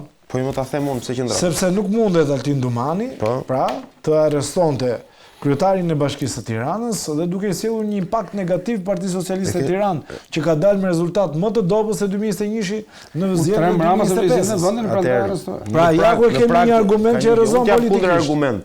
Në prag të zgjedhjeve të vitit 2025, Rama ndjej kërcënuar që mund të kishte një betejë dhe sabotim të brendshëm nga Erion Veliaj, i cili shihej si rival, dhe për këtë arsye Rama ka dhënë okejin që ky njeri të shkojë në burg pa prova zotëri. Pa pasur një, sepse ne i dim disa çështje për Veliaj. Jemi realist. Po realist, më hajta bëjmë debat realist që të jemi të vërtetë njerëzit. Po. Po si do të dëmtonte veten? Do të arrestonte Se ka pas dëmtuar fare vetëm me Po kështu. jo, më ka dalë me humbje PS-ja. Si? Ore PS-ja ka dalë me humbje Ka një në gjë. Bashkinë Tiranë, jo në Edi qark. Rama ka dalë me Në bashki diferenca është me 7.000 vota me PD më mikuj, me opozitën përgjithësi. ka një gjë. Pra Rama dëmtoi veten dhe u detyrua tani Edi Rama që është mandat 4, me sedhi në 3 mandate. Vërtet besoni që Veliaj do të dilte kundër? Ati nuk i kanose mandati, E po i para. kanose pozikarriki. E dyta, kalojmë pak më tej. Pra ju besoni tani që ka ikur Altin Dumani nga kreu spak, Lodian Brau është i pavarur nga Altin Dumani, po thoni? Jo, unë them Po që si, se zoti kuptoj. Brau është më i përgjegjshëm në veprimet juridike që kryen në krye të këtij institucioni. Jo. Nuk kryen dhe nuk Jo. merr vëmendje politike Nëse publike është- siç merrin të tjerët. Nëse Zotri, ky është njeri përgjegjshëm është sepse shoqëria e tillë dhe është debati publik, është edhe merite jona. Altin që kemi Dumani mbetur është nga ata diskutimin njerëz që për thrisë respektimin e procedurave. thrisë gazetarët në zyrë dhe jep orientime se si duhet dilte ai në ekranin ndarke. Ja këtë ka bërë Altin Dumani. Nuk e di. Gazetarët e kronikës, po ta them unë pra. Është njeri i cili dirigjonte imazhin e vet publik se si të mbronte veten. Një çështje e di unë të Altin Dumanit, që unë nuk do t'i bëj gjyqin, por e di Nuk e di, gazetarët unë di që është Altin korrekt si Dumani prokuror. Është pak i ashpër. është njeriu Është i ashpër, por nuk është këtë se kam dëgjuar më herë. koreksia Altin Dumanit Pa është ka një është i ashpër, ndryshe nga të tjerë, është po njeriu kjo i cili zot ka dhënë urdhër për arrestimin e elementës pa prova, pa fakte zotëri. Më thuaj tani qofse ka bërë mirë me Erion Veliajin apo ka bërë keq. Ka kërkuar ai. Jo, ka qenë kamikaz. Ka gjykata problemin që ka pranuar më zot. Më vjen keq tani. Gjykata mundi thoshte jo. Dhe për rastin e Erion Veliaj. Edi pse nuk thotë Dhe për gjykata? rastin e zotit Meta i thoshte Se nuk jo. thot- se nuk E thot ke të gjykata jo. pasakt më Se nuk thot zotri. gjykata jo. Se s'po merrem me gjykatën pasi. Se nuk thot gjykata jo. Ti je shumë mirë. Jo, unë edhe jam marr. Pse nuk thot Po. gjykata jo? Pse? Është gatuar ligji i tillë. Çdo njeri të drejtësisë, nga gjykata kushtetuese, te juridiksioni i përgjithshëm, te KLP, KLG, KPA, se duhet futen edhe 8 KPA me zor gjykatës së apelit tani me dhunë, hetohen edhe prokurorët e gjykatës të Spakut, hetohen nga Spaku. A do hetohen vetë? Unë po them. 10 persona në prokurori dhe në gjykatë të Spakut janë persona që mund të merren pandehur që sot. Mund të merren pandehur që sot. Po, Dhe tani, Të Spakut. Të Spakut, po. Pse nuk del Partia Demokratike të thotë ta ndryshojë ligjin? Ose dali ta iniciojë. Duhet kishte dalë. Tani, Nuk dali, nuk e po thon. them diçka. Ka pas presion nga prokurorët e Spakut, kanë shkuar kanë marrë gjykatit telefonin në zyrë, në dorë. I kanë bërë presion ta marrësh vendimin kështu se do kemi punë. Gabim është, po ashtu kjo është e rëndë. I kanë burimet saktë. Po ç'po ndodh? Kjo është e rëndë pastaj. Ai gjykatës që është ulur para këtij presioni, u them nuk duhet jetë në zyrë, sepse nëse unë do të isha gjykatës, i them prokurorit largo nga zyra se të lëshoj hekur në zyrë. Pra gjykatësi është definimi i vendimit. Absolutisht. Ne duhet marrim vesh. Prandaj Ai është filtruesi i asaj drejtësie që ne presim të ndodhë. Tani Rama si ka mundësi? Por ligji, Kontrollon prokurorin dhe nuk kontrollon gjykatën, kur ndërkohë gjykata që ka më rëndësishme. Se si është logjika? Kur shkapja po them, u ndalën te ligji, pra Spaku ka këtë fuqi dhe i LD-ja, po te ligji për strukturën për Spakun, ka të drejtë që me një ankim që i shkon asaj, të pezulloj mandatin. Del shqytohet çështja ose t'ja heq mandatin. Pra ky është kontrolli, Çengeli, po sigurisht është në një 6 i Po dakord me këtë, s'kam ndonjë gjë. Kjo kapja këtu opozita duhet të kishte radikale, ka munguar. Po se ka thënë asnjëherë këtë. Ta them Ne kemi thënë se Madje e kanë thënë më shumë njerëz të PS-s këtë gjë që thot Basiri. Se ka thënë pjesa e ata kanë bërë, nuk e kanë thënë. Fakti që Sali Berisha i ka pasur një vjushmëri akuzash prej gati 2 vjeçare ndaj ish kreut Spak Altin Dumani, dhe ndryshimi i administratës që ndodhi atje, e vetë një nga arsyet, një nga kërkesat kryesore që i ka bërë administrata e Berishës është të tërheq akuzat permanente ndaj SPAK-ut në mënyrë që mos të synojë integritetin apo mos synojë imazhin e këtij institucioni. Pra tregohet më i rezervuar ndaj SPAK-ut. Për këtë arsye unë mendoj që Partia Demokratike, një nga arsyet mendoj, Partia Demokratike nuk kërkon këto ndryshime të famshme ligjore. Ndryshe nga qeveria që ka komisionin Xhafaj sa herë e ka aty si mjet shantazhi, presioni, sa herë ata vinë dhe kërkojnë kokën e Edi Ramës, e ka aty komisionin Xhafaj. Do ta ndryshojmë, do të heqim mandatet, do bëjmë ndryshime, ristrukturim. Pra gjithmonë ka një mjet dhe i mandatet i kanë kapur edhe këtu, sepse u mbarojnë mandatet tani dhe ata duket ndjen edhe pak të kompleksuar sepse do ata unë jo, është e kundërta. Informacionet që kam unë deri në fund kjo trup prokurorësh do ta ushtrojë detyrën në mënyrë më të fortë të mundshme se sa deri dje. Nëse të negocioni faktin e tyre, në këtë moment ata njerëz do ta bëjnë detyrën më fortë derisa sa sot. Dhe ka një gjë. Nëse ne kemi gjithë të kohë që ankohemi në Shqipëri ka korrupsion, nuk është fundi botës nëse ka fakte, ata do bëjnë hetime, ka fakte ndaj kryeministrit të përballet me drejtsinë. Por kjo është gjëja më normale. E ndalon. Për këtë është bërë drejtësia e re, dhe të jemi dhe realistë një gjë. Pika kulminante. Netanyahu i shkon prokurorët në zyrë. Pika kulminante, Netanyahu është tjetër çështje. Jo kryeministri detyrë. Netanyahu po e shtyn vetëm nga lufta. Prokurorët e kanë fjalë për procedura, jo për Netanyahu nuk i shpëton burgut. I shkuan prokurorët në zyrë. Po Netanyahu. Pse mund të shkojë Edi Ramës? Nuk i shpëton burgut. Pra, kjo alibia se është detyrë. Dhe po flasim për një proces, për një vend tjetër që shumë herë më demokratik se ne, Izraeli është tjetër. Po prokurori në zyrë aty. Dhe mbi gjitha mostroni një gjë, partia e Likud të 31 deputet ka 120. A jemi në një luftë të SPAK-ut me qeverinë apo qeverisë me SPAK-ut? Të sistemit, po, të sistemit. Unë jam te ky diskutim. Unë mendoj që kjo është pika kulmore e drejtësisë së re, po nuk e besoj asnjëherë që ka një luftë, sepse janë pushtete të cilat janë në strukturën e shtetit. Pra struktura e shtetit nga parlamenti, është parlamenti, është politika, është legislativi, është ekzekutivi dhe është gjyqësori. Pra nuk mundet që të jenë në luftë, sepse po të jenë në luftë i bie të shkatërrohet vendi. Gjithta që përmenden ti janë por ka një gjë. Ai kërkon llogari politikës. Por ka një gjë. Jo, ata si kërkojnë llogari. Llogari kërkojmë ne. Ata kanë prova që kanë bërë shkelje, i çojnë para drejtësisë. Disa prova i shkelje. Kam gjithë këto kohë jam marrë me manipulite Tangentopoli që është bërë në Itali. Nga një rast i vogël i një biznesmeni që u bë pentito, u kap dhe u shkatrua gjithë struktura e partive të vjetra politike në Itali. Demokristianët dhe socialistët në atë kohë, dhe kryeministri i tyre përfundoi më pas në Aratin e ekzil në Tunizi. Dhe nga i proces që ka ndodhur gati një vit e pak, u shkatruan dy partitë e vjetra që ishin, dhe dini sa kanë qenë numri i personave të pandehur dhe që janë arrestuar, kanë qenë 450. 450 politikanë të nivelit dhe biznesmen. Është një drejtësi e cila rast italian. Dhe tani ka një gjë. Ka gjë shumë interesante. Dhe ka një gjë që nuk po mungon këtu. Nuk e di do jetë apo jo më pas. E para, në rastin e Italisë kishim të gjithë biznesmenët që u bën pentito. Pra të gjithë biznesmenët deklaruan kujt i kishin dhënë lek për të marrë kontrata publike. Në Shqipëri mungon. Jo. Në Shqipëri nuk kemi asnjë pentito për përjashtim të zotit Ametaj. Të vrasim po folën. Me përjashtim të zotit Ametaj. Nuk është pak, është. Dhe zoti Ametaj, po të shikosh, është i bie në përgjithësi nga Kina. Nuk është asnjëherë drejt për drejt. Shkoni jetoni thotë. Denoncimet e zotit Ametaj janë ndosë sot. Janë të forta. Llogaraja që nga parku, që nga aeroporti i Borës, për shumë gjëra janë ndosje reale. Shkoni jetoni thotë. Buretin financiar. Nuk i thot nuk është pentito, sepse vetë dilte thotë që unë ndalova Ramën këtu, e ndalova Ramën atje, por Rama i bëri vet. Dhe nga logjika që gasi nga logjika që përdor Ametaj u denoncua. Dhe nga logjika që përdor zoti Ametaj i bie që ministrat një pjesë kanë qenë pavarur nga zoti Rama. Se si ka mundësi zoti Rama ka mbajtur në kabinet qeveritar një zëvendës kryeministër, ministër të rëndësishëm autonom nga ai. Pra i bie që me këtë logjik dhe ministrat e tjerë që kanë autonom. Ka diçka te kjo pjesa italiane se trojëve mendjen që tha Arbër se si ata kanë punuar dhe ata shkatruan dy partitë të mëdha. Po ç'ndodh me këtë se po ishin pentito pasir. Ne kemi dosje të përbashkëta me Italinë. Edhe ishin pentito. Tani, do të them diçka. Eko Tirana është një nga çështjet që është një biznes i Bashkisë Tiranës, 49.51% e Bashkinë e Veronës.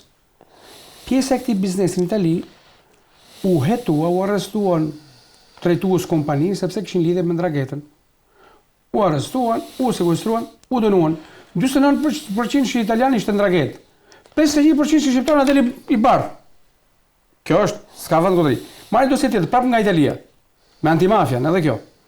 Është një trageda për ca kulla në Tiranë që janë bërë këtu, 180 milionë euro.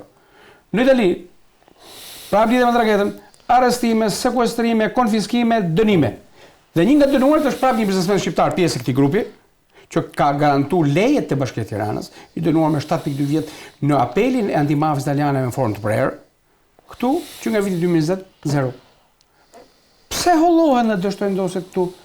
Kur e njëjta drejtësi me materiale e kanë argjusën gas, me kanë ardhur provat pothuajse të qëruara. Pse këtu rrjedh dhe atje jo? Total merit është se Shiko, në këtë dosje konkrete, një është procedimi 17/2020. që gazetar, Basish gazetar i vjetër kronike, një shumë mirë atë pjesë. Unë di them këtë gjë, vizita që do bëj tani është vizita e parë zyrtare që nga marrja e detyrës së kreut të rit SPAK-ut, vizita e parë kjo, vizita e parë zyrtare.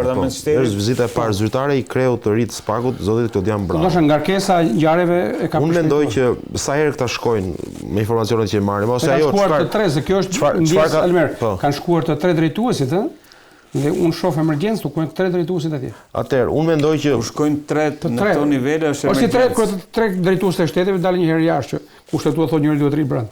Unë mendoj që aty ka shumë çështje sensitive që amerikanët janë interesuar që zoti Bravo atje më shumë se një vizitë ftese atje do të kërkojnë llogari për punën deri tani. Unë mendoj që zoti Bravo do të raportojë në Shtetet Bashkuara të Amerikës për çështjen Balluku. Se çfarë po ndodh me faktin e çështjes Balluku.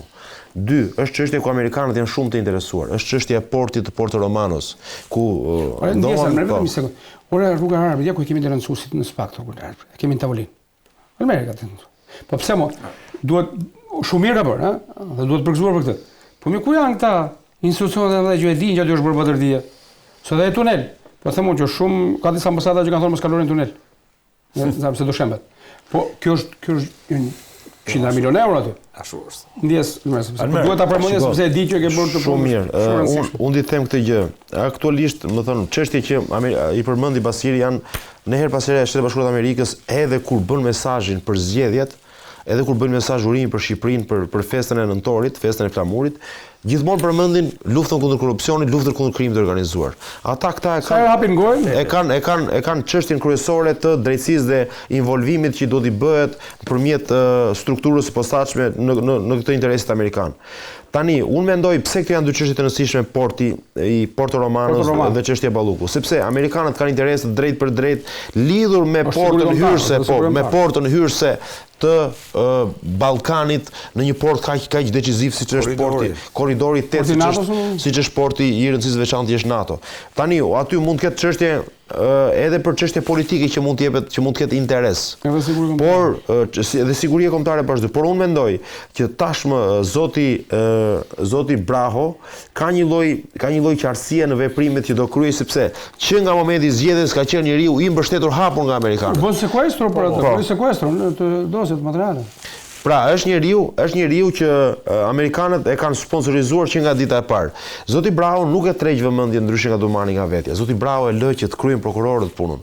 Zoti Bravo e shpërndan punën që prokurorët të marrin të kenë përgjegjësinë dhe kohën e tyre që t'i japin fund të finalizojnë. Ndërkohë, marrëdhënia e ngushtë që kishte domani me jurikimin e kthyen ato në hero. Derisa mori zoti Bravo ka qenë zyrtarisht, ka marrë nga departamenti i shtetit. Në takimin e parë që bëri me prokurorët pas zgjedhjes, ku tha që duhet të shkundin dosjet e vjetra. Pra ishte një kujtesë me shumë peshë, parsye se dosjet e vjetra janë ta ska henkros që flen aty dhe ka personazhe politik, të drejtësisë, të biznesit, të medias që janë aty. Foli edhe për pasuritë. Dhe kjo është ka diçka që duhet ta themi. E para, nëse zoti Bravo shkon në Amerikë dhe jep llogari, kjo nuk është një gjë e mirë. Po sepse nuk ka përse në kuadër bashkëpunimit, s'është? Në kuadër bashkëpunimit dakord, po. Ata janë investitorë, apo paguajnë, paguajnë para të tyre. Ka një gjë. Shtetet Bashkuara të Amerikës se kanë ndryshuar fokusin e tyre. Dhe nëse mund të ketë në një porosi, nuk është porosi që godisni qeverinë ose jo. Bëni detyrë në kuadër ligjit. Nëse flasim në Ballkan, kartelet e drogës në Amerikën Latine dhe Shqipëri. Zoti Rama është në liderët për momentin dhe më të afërtit me administratën e re Trump. Nuk e kishte kështu, e ka rregulluar me Nga që kohë. ka 0 takime, Ka ardhur rezulton shumë asnjë afër. s'ka takime. 0 takime. Në rajon asnjë s'ka takime. Kanë shkuar deputet në Departamentin e Shtetit, po s'kan pasur. Jo, po Rama ka shkuar atë, po Shkon s'ka. deputet Departamenti të i gjatë. Po Trumpi ishte. Të majtë e gjatë. Po vajti Rama ishte me Trumpin. Departamentin e Shtetit. Afirmosën bordin e pajisë. Jo, nuk ka firmos, ka firmos Spiropali, Rama shkoi në takimin e dytë. Po ka vajti të takimin. Ore, nuk ka lidhje bordi i Ajo paqes, sa- u harrua bordi i paqes Arbër, ka histori. u harrua Nuk iku ka mbaroi bordi i Jo, ka një paqes. gjë. Mar-a-Lago dhe Departamenti i Shtetit nuk kanë një gjë. Pra, si janë një të gjë? Ore zotëri, Ky është president që e ka privatizuar Atëherë, komplet mbasi. Nuk janë një gjë. Po si tani janë do ta do t'i trajtojmë, do ta ndajmë trajtojmë presidentin e kryet Amerikës finale dhe me- sigurisht kryetari Jo, kryetari i Partisë Demokratike. Jo, duhet të themi disa gjëra si që Kur janë. shefi i opozitës Nuk ka Amerikës. lidhje. Jo, duhet të fare. themi disa gjëra si janë. Nëse themi që interesi kryesor i amerikanëve kush është? Po tani kur i thanë që është një klon unisor se nuk besoj se ishin Po atë se kanë thënë Trumpi tha asnjëherë. kështu. Nuk ka qenë asnjëherë. Ka qenë thashë them informativ. Jo. Asnjëherë s'ka. Ka qenë referencë me Është- amerikanë. është e pavërtetë. referuar shefes kabinetit Më beso, deklarata publike nuk ka patur. Atëherë, Se unë i kam shkuar deri në fund verifikimit, nuk ka patur gjë. Pse shpik Dhe lajmi? mund të ketë patur, Po Arbër. Po, kjo nuk është zyrtare, amiku. Pse shpik lajmi herë dytë, erdhi vajza e Trumpit, erdhi djali i Trumpit. Jo më Po, lëre jo, fare. s'ka- O një gjë, do ta Ata janë zyrtarisht Shiko, këtu. do ta qetësoj unë Arbrin. Ore, do të jemi realist. Sa të jetë S'ka bëj. Susan Wiles në kabinetin e zotit Trump s'ka për të atakuar asnjëherë Donald Trumpin Po e dhe takojnë, administratën ore. Trump. Ore, e Në takojnë. kuadër të një emergjence kombëtare botërore dhe një rivaliteti midis Po, atëherë, Europës. ja pa që ka dhe- përjashtime. Po jo pra, Po ka përjashtime. që vlerë Në ka një gjë, në Po, përjashtime, tani në bëhen përjashtime kalim është zgjedhur Ore, dhe bashkim kaq, kryeministri. ai ishte Kaq, takim po taksim. flasim tjetër Kaq gjë. është Në marrëdhënie pesha zyrtare në Shqipërisë. kohë normale nuk ka rama asnjë bashkëpunim zyrtar zotëri. Shqipërisë. Jo, e ke Ka që gabim. pesha Shqipërisë. E ke gabim. Ka pritur po ta them ka me pritur lajmin e kryeministrin, dytë. ka Trump do pritur të vi vitin tjetër në presidentin. Shqipëri. Si? Trumpin e ke vitin tjetër në Shqipëri. U bëra Dakor, për kë vjen? Sepse është samiti i NATO-s. Thuaj që vjen Ka për një gjë. Ramazan. Ja do ta samiti them i NATO-s. Regjistroje. Kelly Ja, Bajshani. samitin Rama e nuk NATO-s. vjen vitin tjetër në Shqipëri. Bas publik me Rama. Arbrin. Rama. Më fal. Trump nuk vjen vitin tjetër në Shqipëri. Bas publik. Po shvendosë Që nuk Trump, do po jetë. shvendosë samiti. Nuk do jetë, jo. Trump nuk do jetë në Shqipëri. Unë Bas deri publik. tani, unë deri tani po jap informacione, jam shumë i kujdesshëm, po jap informacione zyrtare. Tani nëse Almeri, të ditura. Almeri, Unë kam burim. Ka burime në shtëpinë e bardh. Unë po ta them, Është Trump aksidentalisht këtu sepse bas duhet të publik. ishte te bordi i Jo, CIA do sot jetë vajza e vetë, Nuk jam ka një gjë. sepse po fal tani. Mjafton të njohësh kanalet Të kesh, politike. e kupton? Të njohësh marrëdhënie Të japësh diplomatike. informacion në shtëpinë e bardh. Mjafton të njohësh marrëdhënie diplomatike. Për Belindën i kanë dalë informacionet. Po i doli edhe për Trumpin, po ta them unë do dal publikisht do them ky është i dërguari i amerikanëve pas Jo, unë zotit ka një Spartandier. gjë. Shiko, është shumë e bukur ironia, por do themi gjë. Në këtë rast, mjafton të njohësh Po të doli ta premtojmë. Dhe bas publik, bas publik. Unë nuk kam asnjë lidhje zyrtare me amerikanët, por mjafton të kesh logjikisht, të kesh mendje në punë, të njohësh marrëdhëniet e Ramës se si janë, në çfarë gjendje janë, dhe marrëdhënie zyrtare me dy shtetetve që fatkeqësisht janë marrëdhënie jo normale, jo funksionale me dy administratave, është për të ardhur keq dhe kjo nuk e bën të sulmon Anglin, po të sulmon Anglin nga mëngjesin darkë, mos sulmoj papën. Ka një të hoq. Ai është perandori i botës, ai është më i fuqishëm dhe mund të bëjë çfarë do të deklaratë. Ndërhyrje në Hungari, humbi zgjedhjet Orban. Ka një gjë, unë do t'i themi gjë si çfarë. Lëvizjet e Trump, lëvizjet e Trump nuk kemi të diskutuar. Trump me Shqipërinë ka zero marrëdhënie. Presidenti të Izraelit se ma kujtoi Basiri, i tha fale, i tha Netanyahu dhe presidenti nuk ja fali. Arbër, ja pra që kanë gjatë të rimor. Ka një gjë. Janë interesat janë ndryshme. Klot jam bravo atje. Profesor e Shqipërinë mos nominatat për Rusi, po ka një gjë. Nëse Trump, un po them një gjë. Mos vrapojmë shumë. Me atë sjellje dhe në atë qasje që ka Trump, që është një personalitet i fortë, kontroverse gjitha, nëse do kishte kaq problem kryeministri i Shqipërisë Edi Rama nuk do ta linte të bien dhe dhëndrin e tij njerëzit më të afërt të darkonin me Ramën. Lobimi thuati. Të darkonin me Ramën. Presidenti Trump është sinjal shumë i fortë, sepse Rama është quajtur Ramaduro. Kalojmë te bravo. Është quajtur Ramaduro, narkoshtet. Tani ai është si po të marr fjalë të opozitës, jo të kolegëve këtu. U shpik nga opozitës për të minimizuar mos prezencën në summit. Po si kjo histori. Tani, është gjë konkrete apo si? Nëse vëmendja amerikane. Është si të takonte Maduro, të darkonte vajza e tij me Maduro. Atëherë, unë do të bëj më fal, o Basir, ti bëj një sfidë Arbrit. Si ka mundësi që me amerikanët e fiton sfidën? Po jo, më nuk ka lidhje. Unë të bëj unë nuk kam marrëdhënie me amerikanët siç mendon ti, por thjesht unë kam ndjekur kam ndjekur vijushmërinë e marrëdhënieve shqiptaro-amerikane e kësaj qeverie me administratën Trump. Kam kuptuar që ata nuk e duan marrëdhënie zyrtare Edi Ramën. Përmendë vajzën e zotrisë, vajzën e presidentit. Pse vajza e presidentit Trump nuk i garanton një vizitë zyrtare siç e ka pritur kryeministri Erdogan, siç e ka pritur Orbani, siç e ka pritur presidenti francez? Flasim për vende bërthamore. Franca ka koka bërthamore, miku im. Zotri, më falni minutë. Turqia po të dojë destabilizojë linjën e mesme. Shqipëria nuk e pret Ramën siç e presin këto vende. Po s'ka arsye. Ore po ja pra të thotë që ka ngërt. Po s'ka arsye më. Atëherë, po vajza, pse është vajza? Domethënë, ne Shqipërinë duam ti marrim një gjë, po nuk duam marrëdhënie zyrtare. Je gabim pra, të çaloni ideja. Po të kishte konstatimi i ai do ta ndalonte. Po të kishte problem, ai do ta ndalonte. Jo, fakti që s'ka problem se fakti që nuk e fton, fakti që nuk e fton, çfarë kupton ti? Normal mos do ta ftojmë. Si do ta ftojmë? Ka marrëdhënie, nuk ka marrëdhënie të parë.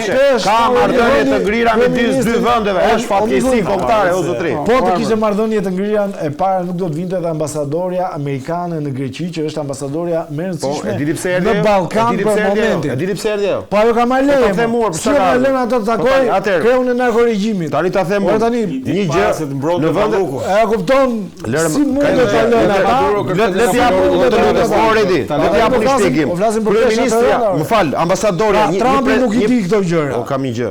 Rubio nuk di asnjë gjë. Kreuisia nuk di. Presidenti Trump në gjithë linjën e vet politike ka treguar që është po tregohet biznesmen edhe në qeverisje. Këtë ka dëshmuar në mënyrë silikon.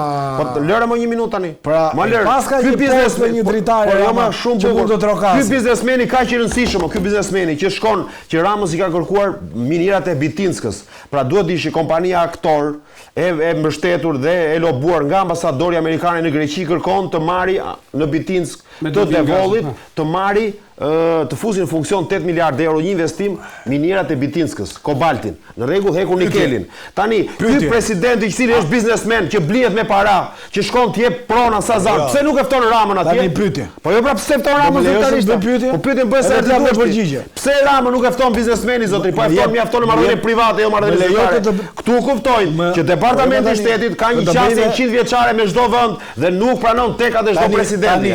Të them dhe tjetrën, e para një herë nuk ka Trump nuk ka pritur asnjë kryeministër të një vendi të vogël. Po presi Shqipërinë ky biznesmen sa blej. Pse nuk e blet Trumpi këtë? Pse nuk e blet? E dyta. Pse nuk e blet Trumpi këtë? Prioritetet e administratës amerikane janë bizneset me kompani amerikane.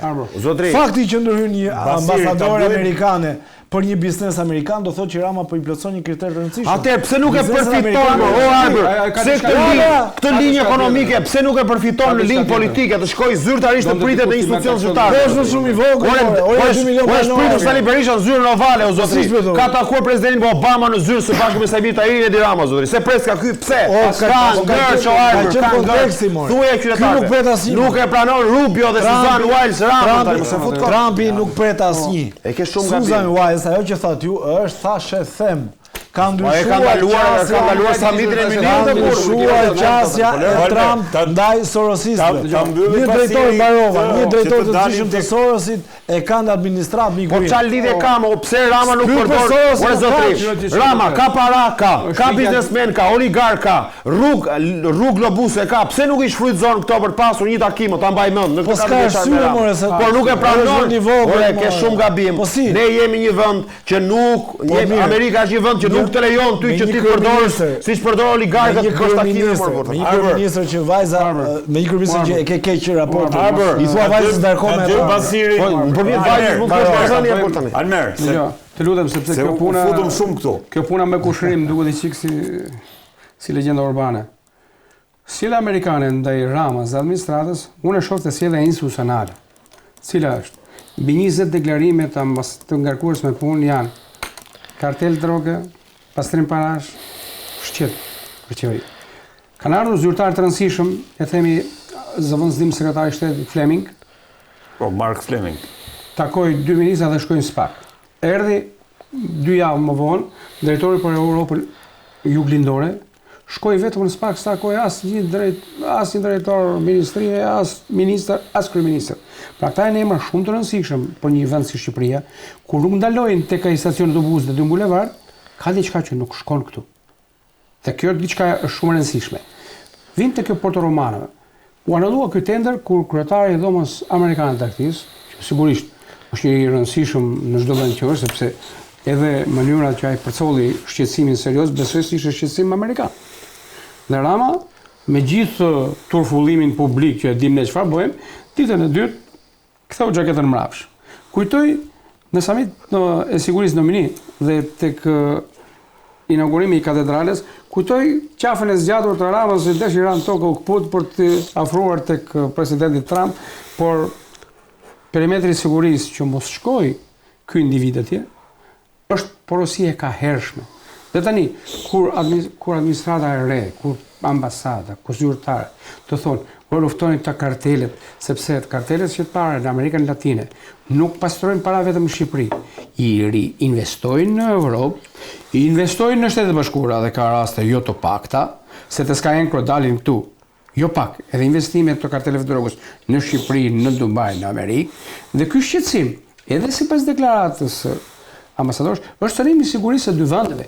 Unë kujtoj deklaratën e ish prokurorit federal Gerland Merrick, kur u diskutua në Senatin Amerikan çështja e Charles McGonigal për korruptimin e tij, ai theksoi që ky është synim i sigurisë kombëtare të Shtetit Bashkuar.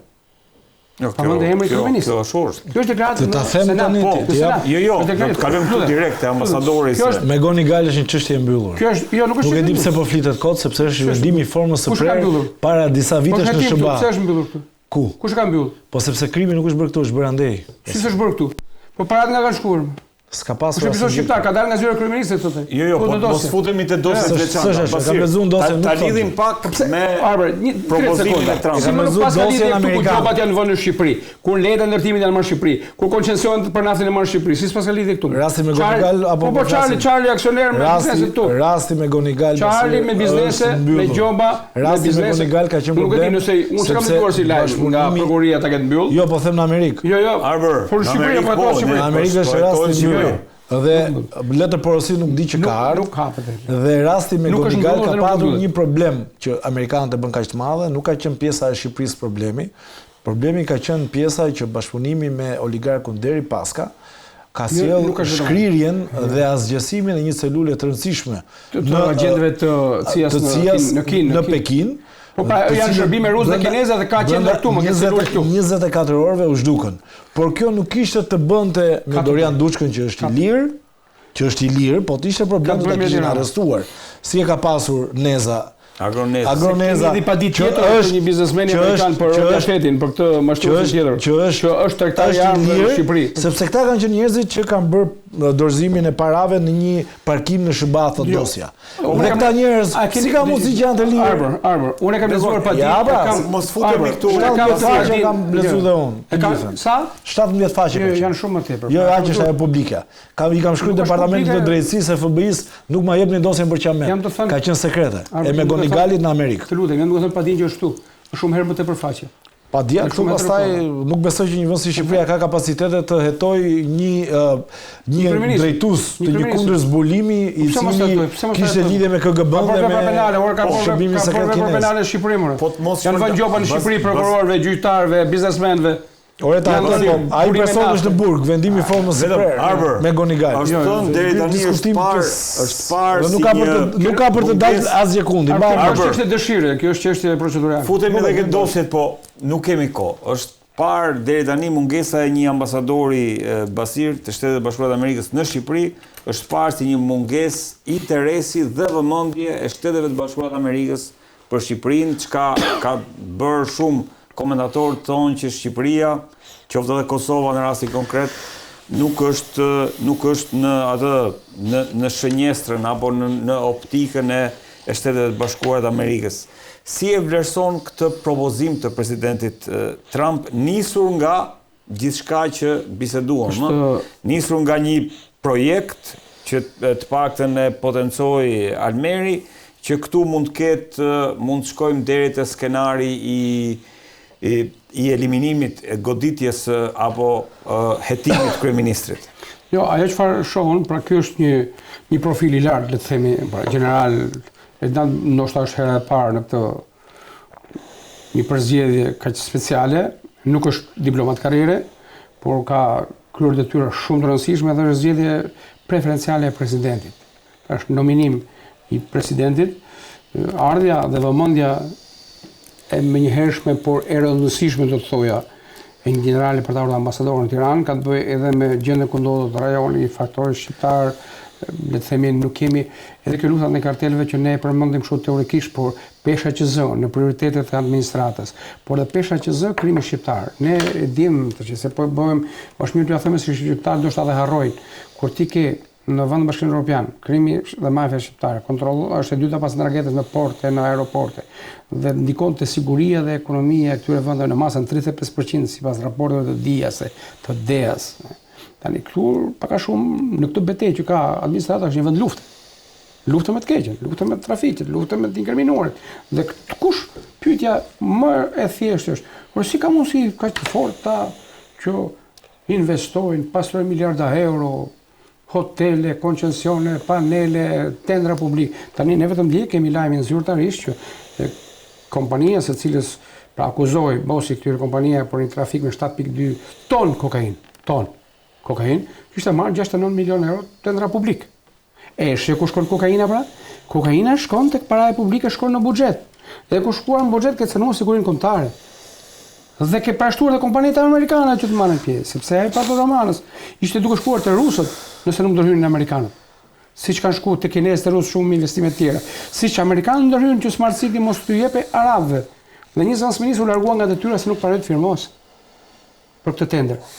Dhe kjo ardhje, le them, e shoh edhe një peshë të fortë të një vendimarrje që në vazhdimsi ndoshta edhe i diskutimi për samitin e NATO-s në 2027 në Tiranë, paktën projekti që është ende, kërkon le të themi masa sigurie dhe cilësi të operacionit, sepse generale ka drejtuar forca speciale, forca sigurie në vend të lufte, ka qenë edhe dërguar për mes Katarit dhe Palestinës për një ndërmjetësim, le të themi për një marrëveshje. Është profili i lartë. I profili shumë i lartë. Dhe krahasuar ambasador, me thënë të drejtën, unë jam mirë edhe nga përzgjedhja, pavarësisht se ne do të shohim qëndrimet dhe veprimet, por krahasuar ambasadorën pashëm që nga Withers, Lu, Joachim, më duket një vlerësim serioz, por gjithmonë unë shoh që kundërshtarin më të madh administrata, ambasada kanë kryeministrin e Shqipërisë. Shiko. Almer, si e shikon ardhjen e këtij ambasadori nisur nga ajo që po diskutohet? Ajo që pritet me shumë interes nga ambasadori i ri është një raport tre pikësh mendoj. Një çështje me 3 pika kyçe. Cilat janë këto? Që kanë interes. 1. Sjellja politike ndaj opozitës dhe ndaj qeverisë. Çka do thotë? Cilët do të qëndrimi i ambasadorit të ri në raport me kreun e PD-s Sali Berisha? A do ketë një lloj afrimiteti? A do ta pranojë ai si një kryetar opozite të zgjedhur nga demokratët dhe të prishi atë ndarje të prej vitit 2021 që është në grada, pra të izolimin e PD-s? A do shkelën serinë e Partisë Demokratike ky ambasador i ri? Kjo është pyetja. A do të vazhdoj ky të ketë një linjë të fortë dhe një lloj siç e ka departamenti dhe administrata e re Trump në raport me zotin Berisha?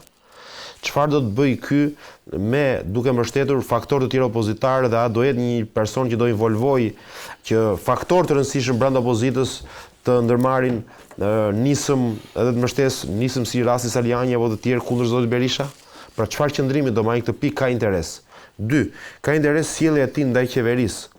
A do ketë një marrëdhënie të afërt me zotin Edi Rama, sepse kemi parë që zonja Van Horn në detyrë ka qenë e ftohtë dhe e larguar, e distancuar nga takimet publike me zotin Rama. Ka qenë vetëm disa dalje të cilët kanë qenë për interes amerikan, ka qenë disa takime që ajo ka kërkuar ndërmjet tyre arrestimin e Ballukut. Ka kërkuar që mos pengohet drejtësia në arrestimin e Ballukut, thjesht ka përcjell disa ambasazhe, disa mesazhe dhe asnjë takim zyrtar. Ndryshe nga ambasadorët e tjerë që qëndronin dhe kishin një marrëdhënie të ngushtë me çdo kryeministër, duke filluar edhe nga zoti Arvizu, që e quajti Bushteti Sali Berishën, e gjithë tjerët me radhë me çdo qeveri kanë pas marrëdhënie të ngushtë. Sjellja e ambasadorit i ri në raport me dy forcat politike, qeverinë dhe opozitën, është për tu parë. Tjetër gjë, a do ketë ky ambasador prezencë publike, pra a do ketë dalje publike për çështje të caktuara. A do ketë ky dalje publike se këtu çdo ambasador i ka hipur në 17 maj biçikletës dhe ka pasur qendrime publike për kauza sociale. Ambasadori në Rigom apo barisht Po, ambasadorin e kemi parë në çdo lloj dalje, ambasadorët amerikanë çdo gjë e kemi përfshirë. Vetëm në dasma shqiptare se kemi parë. Kudo ata kanë qenë duke promovuar kulturën. Pra, a do jetë ky një ambasador i këtij niveli?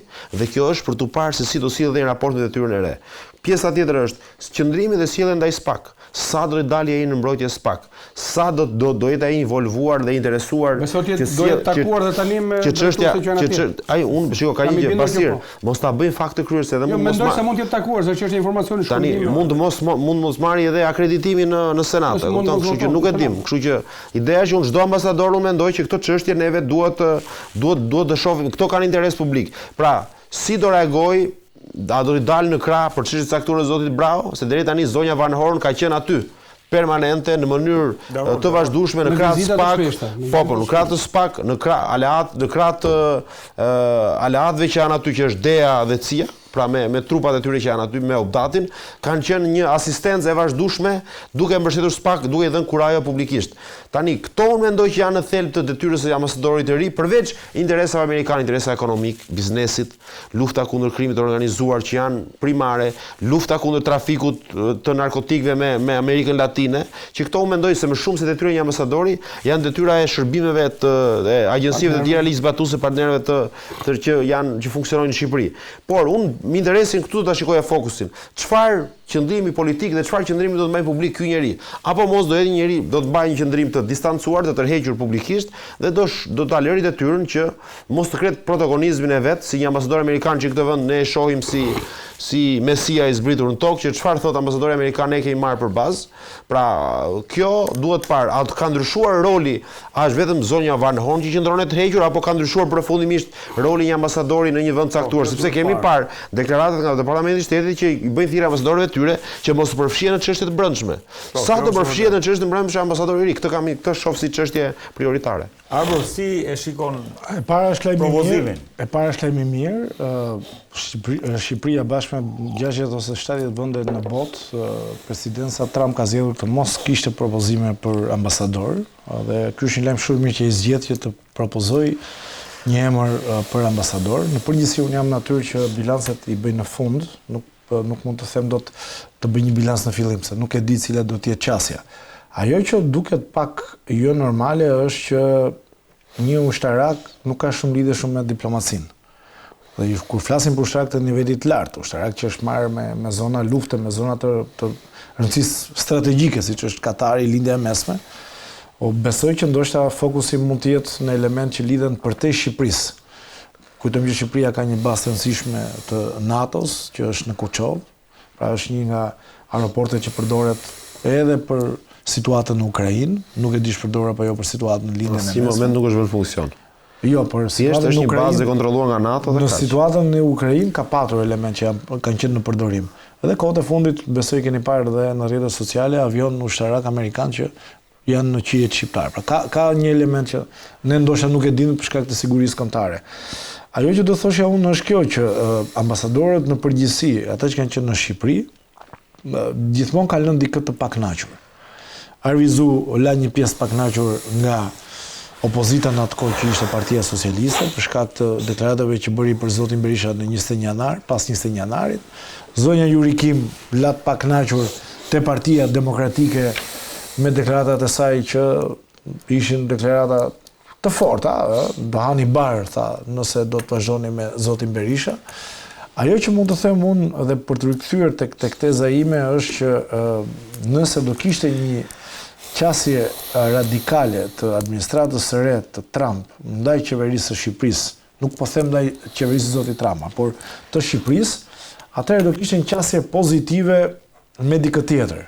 Dhe kjo do efektojë me heqjen e non-gratës së zotit Berisha. E ka bërë zoti Trump, ka hequr disa non-grata, ka hequr shefit kabinetit të Viktor Orban në largim, ka hequr të një nga personave më problematik në rajon, e ka hequr në Bosnjë e Hercegovinë, të Dodikut, dhe i ka bërë disa hapa. Në Shqipëri nuk kemi parë një afrimitet me ndonjë palë politike. Pra, kemi një baraz largim të shëndosh, madje do ta quaj një ftohje në raportet, po them, individuale. Pra janë raporte institucionale shumë të mira dhe kam përshtypjen dhe generali që do vi do ketë të njëjtën qasje. Sepse nëse do kishte një ndryshim të kursit, ai do reflektojë me heqjen e non gratës të zotit Berisha. Me që përmend Susan Wiles, që është Suzy Wiles, shefe e kabinetit e zotit Trump. Me ato merret administrata, merret departamenti i shtetit, nuk është se janë detyrat e ambasadorit. Jo, atë po them. Ajo ka qenë shumë e afërt me Krista Civita. Tek kompania Krista Civita punonte vajza e saj. Dhe nuk është ka patur vendim për heqjen e non gratës, se vendimi i heqjes non gratës bëhet në propozim të presidentit. Dhe nuk është hequr non grata për zotin Berisha. Pavarësisht se ka patur dhe lobime në mënyra të tjera që kanë dalë nga departamenti i drejtësisë të dhënave. Pra, që do thot, unë mendoj që në një kohë lufte në lindje. Për këtë ka fali shkaliu, kthehemi gjithë. Jo, mos ka lidhje, po them që ftohja e mundshme, mendoj unë, sepse duhet të lexojmë shenja. Ftohja e mundshme me zotin Rama do reflektojë në ngrohje të zotit Berisha. Ai që mu duk me vend. Por nëse ka ftohje ndaj zotit Rama, ka dhe ftohje ndaj zotit Berisha, do thot për mua ndryshim kursi. Se mendon ti që ky president do thot një distancë e shëndetshme nga politikanët problematik Shqipërisë. Se mendon ti që ky ambasador i ri mund të prish binomin e vjetër për shembull. Pse se shikoj si skenar të mundshëm për t'i larguar të dy. Po ndoshta more. Mos mbase amerikanët janë ka ardhur koha që t'i largojnë të dy shqiptarët, jo partias. Unë e thash, bilancin e bëj në fund, nuk e bëj dot bilancin në fillim. Largohen me votë. Tani, unë mendoj që neve vota është aq e rëndësishme si një mjet demokratik që neve kemi vendosur të zgjedhim ata që na qeverisin, por përveç votës janë dhe ndikimet politike të nëndeshme dhe ndikimet amerikane që janë prezente në këtë vend. Në qoftë ne pranojmë se Arbëri përmendi non gradën, pse tha Arbëri non grada marrëdhënia Berishës? Pra, që ose Partia Demokratike do kishte Amerikën mbrapa kishte fituar zgjedhjet. Se ka Amerikën mbrapa, nuk fitoi zgjedhjet. Por do hiqej non grada, që është më thjesht. Po heqja non grada është sinjal pra që unë pranoj ty si partner politik dhe bashkëpunoj me ty, mbaroj. Ideja është që aktualisht ky ambasador i ri mund ta ketë mision largimin e të dyve nga politika. Po, mund të jetë kjo. Me mjete që ne si dim, kështu që ashtu një skenar mund të jetë. Mund të jetë një ftohje, një raport ndryshe. Që ka raport të ngrirë me BD-n zyrtare, nuk ka raport fare. Mund të jetë një qasje ndryshe nga administrata edhe bashkë. Të ftohtë bazë larguar nga të dy. Ka parë deputet të Partisë Demokratike në ambasadën amerikane. Kjo është vëse drejt, edhe unë e di çfarë i kërkojnë ata. Çdo ambasador i thotë ai jeni gati. Zoti Mallari është takuar takimin e parë. Nesi Vanor ne ka pas me zotin Besor Lamallari, ministri i drejtësisë. Ne të gjithë i ndjekim me vëmendje njoftimet e ambasadës amerikane dhe departamentit të shtetit dhe unë në çdo njoftim, në 35 vite, po themi kam lexuar të gjitha, nuk mungon fjalia ne bashkëpunojmë me popullin shqiptar. Këta kanë më theksuar se përpara kanë përmend dhe emra ata. Kjo administrata ka shumë theksuar sepse kjo nuk do Ramën. Mirë Berishën që nuk e do, atë e dimë, por nuk do as Ramën. Edhe nga departamenti i shtetit. Ndaj, unë vetëm me ta suron kryeministrin, por nuk urojnë, nuk urojnë kryeministrin për zgjedhje. Të çani themun Arbërit më shumë. Administrata amerikane, evreja, vjetër, ambasador kush do qoftë, me sjelljet e tyre, qëndrimet dhe veprimet të lënë të kënaqur shqiptarët, qytetarët shqiptar. Ky lloj frymëzimi, le të themi, pastaj se mirë është dua të kishin heq 1, 2, 3, 4 x politikan. Ne po shohim që fillon e hiqen disa politikanë. 1, 2, 3, 4, 5, 6, 7. Ata e kanë nisur ka vite, po këtë ne nuk është mirë t'ua kërkojmë amerikanëve. Mirë të punë është ta bëjmë edhe vetë nga herë. Se na bën mirë dhe ne. Do ta bëjmë ne si popull. Ideja është ambasadorin. Lëre mos ne flasim për ata. Është na futur edhe dhe branche pasisht. Por ka një batur me Basir, një batur me Leo. Do udhëheq luftën e SPAK kundër elitës korruptuar. Unë them ky është bjeta kur më Arbërin që ky general, pra ky ambasador është edhe për te kufive të Shqipërisë. Pra është një ambasador rajonal, se ka qenë edhe një projekt për të pasur le të themi një ambasadë themi në Tiranë më duket dhe ti ishte le të themi një kujdestar edhe për po jo vende të tjera që janë të pajisur me ambasador. Një batut me Basirin. Edhe e dua edhe një përgjigje nga Basiri. Ky është general që nuk ka humbur asnjë betejë. Nuk ka humbur asnjë Shqipëri. Basir, të kënaqen edhe vendi jemi fshat, ne fshat jemi. Po. Tani Basir, të kënaqen dhe popullin e Shqipërisë ti. Qytetarët vetëm të kënaqur nga sjellja dhe tani kë do kënaqë shumicën që voton Ramën apo pakicën që voton. Nuk e voton, duke folur me njëri që ka qenë në fushat. Nuk e voton. Po mirë shumicë a fitoi mandatin. Tani i bie të kënaqë i prapë ata të PS-s. Jo, që ti Rama vjen nga PS-ja. Dgjoj, unë bëj pjesë të njerëzve që them qytetarë shqiptar ka vite që nuk votojnë. Vite që nuk zgjedhin. Për sa kohë ne kemi më shumë shqiptarë jashtë vendit se sa brenda nuk po votojnë. Se votuan kësaj radhe. Jo votuan që ç'kemë të. Atëherë, kur në kotit e votimit kërcet kokaina, kërcet presioni, kërcet koburja, ne s'kemi votim. Dhe kur ty zyrtarisht edhe arbitri më në fund të rriqe më sput, me boj, pa boj, anemik, tha, krimi ndikojnë zgjedhje, ta lëm historinë kë votojnë shqiptarët. Shqiptarët, po nëse shqiptarët do të votojnë të lirë, po të them një gjë. Unë flas edhe në Tiranë që kam informacion të detajuar se kam qenë në fushat, por në qarkun e Dibrës, nëse shqiptarët do të votonin të lirë, të pakanosur në gjitha format, edhe të botës zezë, rezultati i zgjedhjeve do ishte 60-40 në favor të Partisë Demokratike dhe të opozitës. Këtu Basiri edhe prapë çik. E kalon Ska pas një sondazh për të më. E patë mirë që do kishte një rezultat të ngushtë, po jo këtë format. Unë mes bandave 500 vota me dur në xhep edhe. Tani Azmer Duleviç ka marrë në Fier 8000 vota. Po unë Ja të kishte PD, atë do të ishte i mandat plus në Fier. Po jo, nuk e pse ka pa. Ka dhe PD më katët e veta që duhet të ndryshojë. Pse Po tani për bazë të PD ishte ne kemi këtu Basirin Allah. Kemi kolegun ton, njëri ndershëm gjithkohë me rrogë gazetari ka marrë 5200 vota. Tani nëse futën lista hapur. Basiri është po jo më jo. Basiri u fut te pjesa e të zona ime, lesa merrem unë ti prit se merrem unë në ring tani me Basirin. Zotri. Tani kur Basiri bënim mbledhje struktura, ju lutem se. Unë nuk jam antar partisë, nuk jam antar i PD-s. Po është një hallje na mua më dhëm këtu ajo PD-ja. Është i përbashkët. Tani problemi është që Basiri nuk ishte i pari në qarkun e Dibrës, nuk ishte as i dyti, po ishte në listë hapur dhe mori 5200 vota. Duhet ta përmendim, Auloni, kolegu jon, mori 7000 vota. Shumë respekt. Pra, ne po flasim që njerëz të ndershëm shqiptarët i votojnë, por Basir më vjen keq për atë optimizmin e tepruar që ke që Partia Demokratike do merrte 60%. Nuk i merr me Sali Berishin 60% votave, sepse un kam parë, siç kam parë ty, pse shqiptarët kanë pranuar që të bashkëpunojnë me Edi Ramën të marrin qoftë edhe një, unë nuk po them që sjellja e Edi Ramës është korrekte. Unë mendoj që Edi Rama i ka trukuar zgjedhjet, i ka kështënuar votuesit, i ka bërë presion, por pse shqiptarët nuk rezistuan sepse din përballë një zgjedhje më të keqe, zgjedhën të keqe më të vogël zotëri. Ktu që të ndajemi këtë pikë. Ajo që them unë, se ky rezultat do ishte në favor të PD-s, nuk thash me këtë ekip. Po thoje pra tani. Pra këtu qëndroj që thuaj shqiptarëve. Tu thuaj që kuptoj se ndëron vetëm tënde. E përmenda, duhet ndryshim përfaqësimi. Ajo qëndron.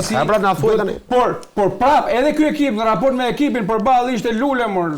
Basi ka një gjë. Në raport me ekipin përballë. Po ti mendon që Belinda Balluku është më korruptor se Flamur Noka? Po i soi janë burrë. Një lloj Medi Palokën është një soi janë burrë, një soi të polyer janë burrë. Ky Edgaz Bardhi që ka te dosja aty, tregosi janë emrat që flitet aty brenda. Po lera tani pa zonë. Me ty po, ti mund sa herë ti duash, sepse ke marrë 5200 vota dhe unë të di që je njeriu i ndershëm me rrogë gazetari dhe i them shqiptarëve, ja çfarë i them Sali Berishës në këtë momente. Zotri, merr njerëz si Basir Çollaku, fiton zgjedhjet. Mbaj njerëz si Flamur Noka, aty ke për të ngelur edhe në 90 vjeç në opozit. Po ky është ndryshimi i fokusit. Nuk ka për të dëgjuar. Po ata që ose kanë ndarë mendjen që Basiri dhe demokratët ti mbajnë opozit, do t'i mbajnë. Që ose Partia Demokratike ta kthejnë në tezg për të vjen para për interesat e shtëpisë tyre le ta mbajnë. Por kuptohet, Basir Çollaku merr 5200 vota në Dibër përballë gardisit. Kupton agron male jo zotri. Gardis 21 janarit që ka para korrupsioni, para krimi, dhe ky njeri mori 5200 vota. Ja që fiton ka Partia Demokratike.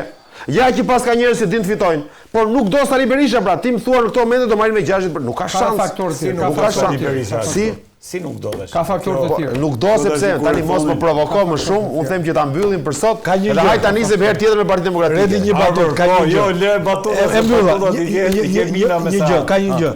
Në Hungari, një vit para zgjedhjeve ka qenë konstante në çdo sondazh dhe ka batuta të vërtet. Petër Magjar ka qenë konstant që do fitonte. Në Shqipëri, një vit para zgjedhjeve, opozita ka qenë konstante që do humbte.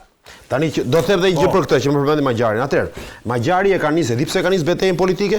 Sepse Magjari bashkëtonte ka qenë i martuar me ministrën e drejtësisë së Orbanit. Dhe ai e kapi e regjistroi bashkëshortën e vet për një çështje një skandal fëmijësh dhe u bë shumë e madhe, kupton?